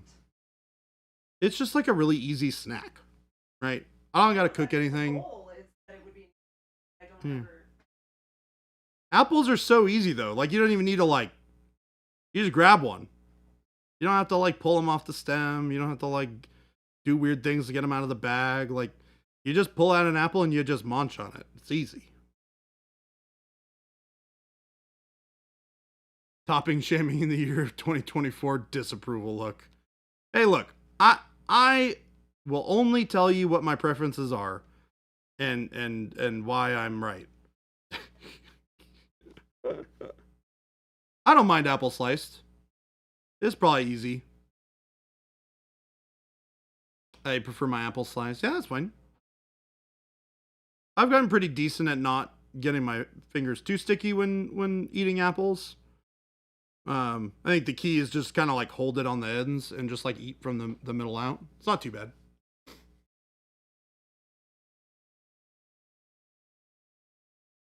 I wonder what the fermentation process would do to whatever spice goes in hot honey. I don't know. Could be interesting. Figure it out and let us know. Does hot honey meat exist?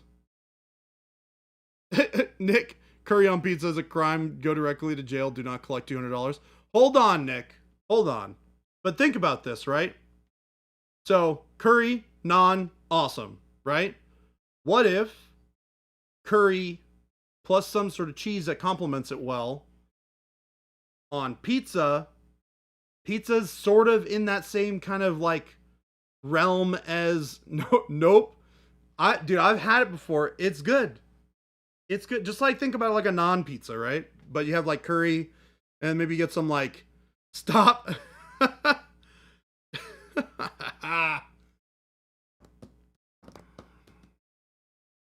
This feels very reasonable to me, Nick. Seems very reasonable.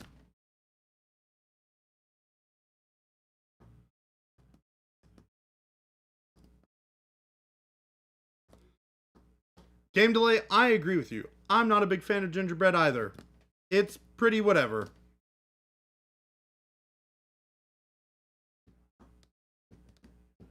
Tomato-based curry sauce says Nick is wrong. Hey, hold on. Nobody is wrong here, okay? Everybody is right to have their own opinions about food. Once saw a guy put hot sauce in a Corona. That sounds kind of wild. I'm not gonna lie. That sounds wild. Just open Pandora's box.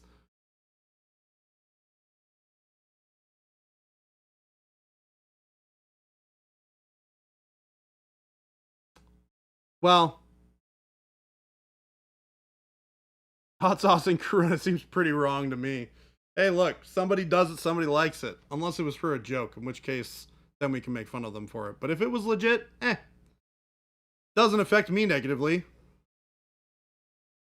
All right, bud. Let's talk about this, though. Brussels sprouts, I don't know. I gotta, yikes. When I was 12, I put soy sauce in my water at a Chinese restaurant because I was curious. Hey, game delay. I bet you never put soy sauce in your water ever again, though. Hey, look, when we're kids, we gotta figure stuff out the hard way, all right? Sometimes it just doesn't work out. And when it comes to soy sauce and water, doesn't work. You served a sauceless pizza. I have had sauceless pizza before. It's not great. It's not. Oh, no, I know, bud. You're good. You're good. I just don't care for Brussels sprouts. Here's the thing, cannibalists, though. There's so many other vegetables that you can eat. You don't have to eat Brussels sprouts.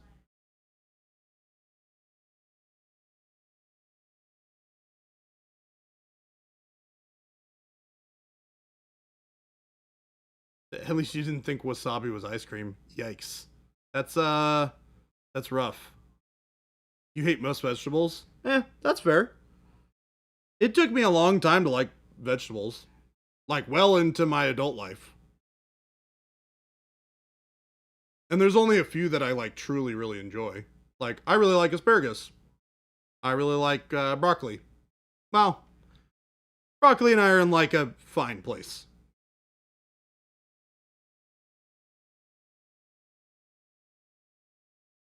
The lesson I could have learned was I can ask for new water at a restaurant. Well, but you also learned about courtesy, because to some extent, asking for a replacement for water that you ruined with soy sauce is like not the most polite thing to do. So you learn not to do that.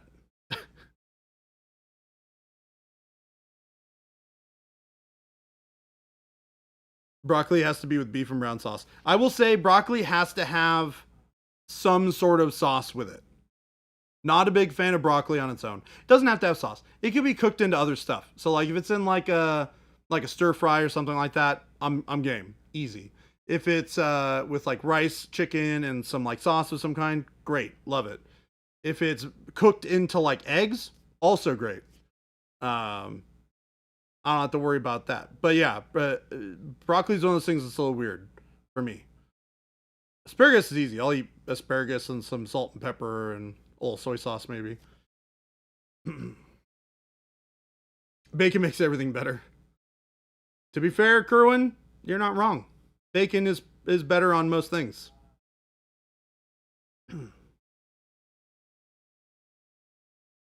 When I go to what's it called? Mod Pizza, I get bacon on my pizza.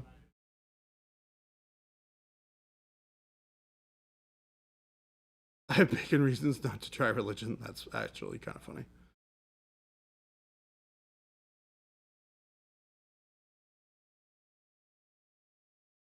Cauliflower pizza is not too bad. It's very different, but it's not bad. Cauliflower is like kind of like tofu, right? It kind of just like absorbs whatever flavor you put into it. Except cauliflower can like make other, like, can be obscured as other things. You can't really do that with tofu. What's Lee and Perrins? I'm not familiar with that. From hockey pucks to food, this must be a Monument Hobby stream. Yes, it is. And there was some painting.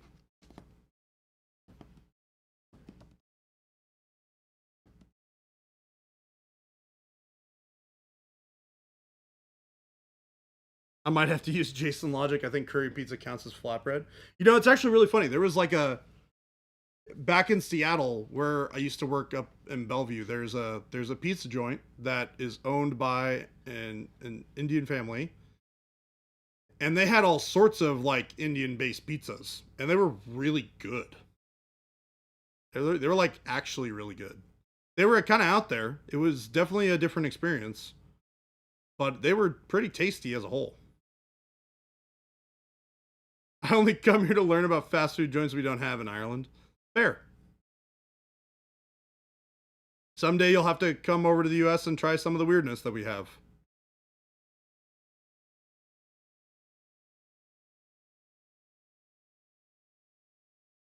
What? Don't do Worcestershire sauce? Worcestershire? I'm not actually sure how that's technically supposed to be pronounced. It's said like a million different ways. Like Worcestershire, I'm pretty sure is the correct way to say it. Not wash your sister sauce. Worcestershire? Worcestershire? There we go. I did say it. Of course I'm going to say it. Oh, Cheesecake Factory, here I come. It's an interesting place to go eat. It's kind of like that. They kind of have everything.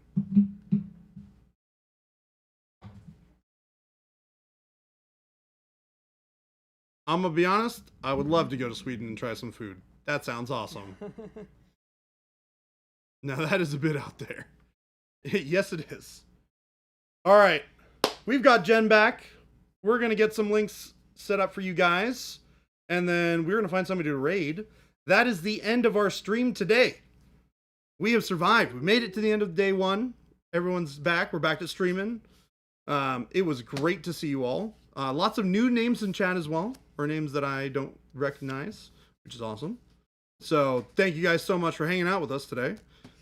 We've got all sorts of links here for you. We got the store link where you can pick up all the fantastic paints that we've been using here on stream today, as well as the FLGS link where you can go and find local game stores near you where you can purchase our product. We also have, it looks like we have the, it also has a support link on there. That's pretty cool. Huh? I didn't notice that we have the support. That's the FLGS. So if you know someone, you can have them contact us directly. Like if your local store doesn't carry Pro Acryl and you really want them to, just give them that email address. Yep. Bug them and tell them to message support at Monument Hobbies. Tell them they're just leaving money on the table if they're not carrying Pro Acryl. Yeah. Yep. It's true. Actually, very true.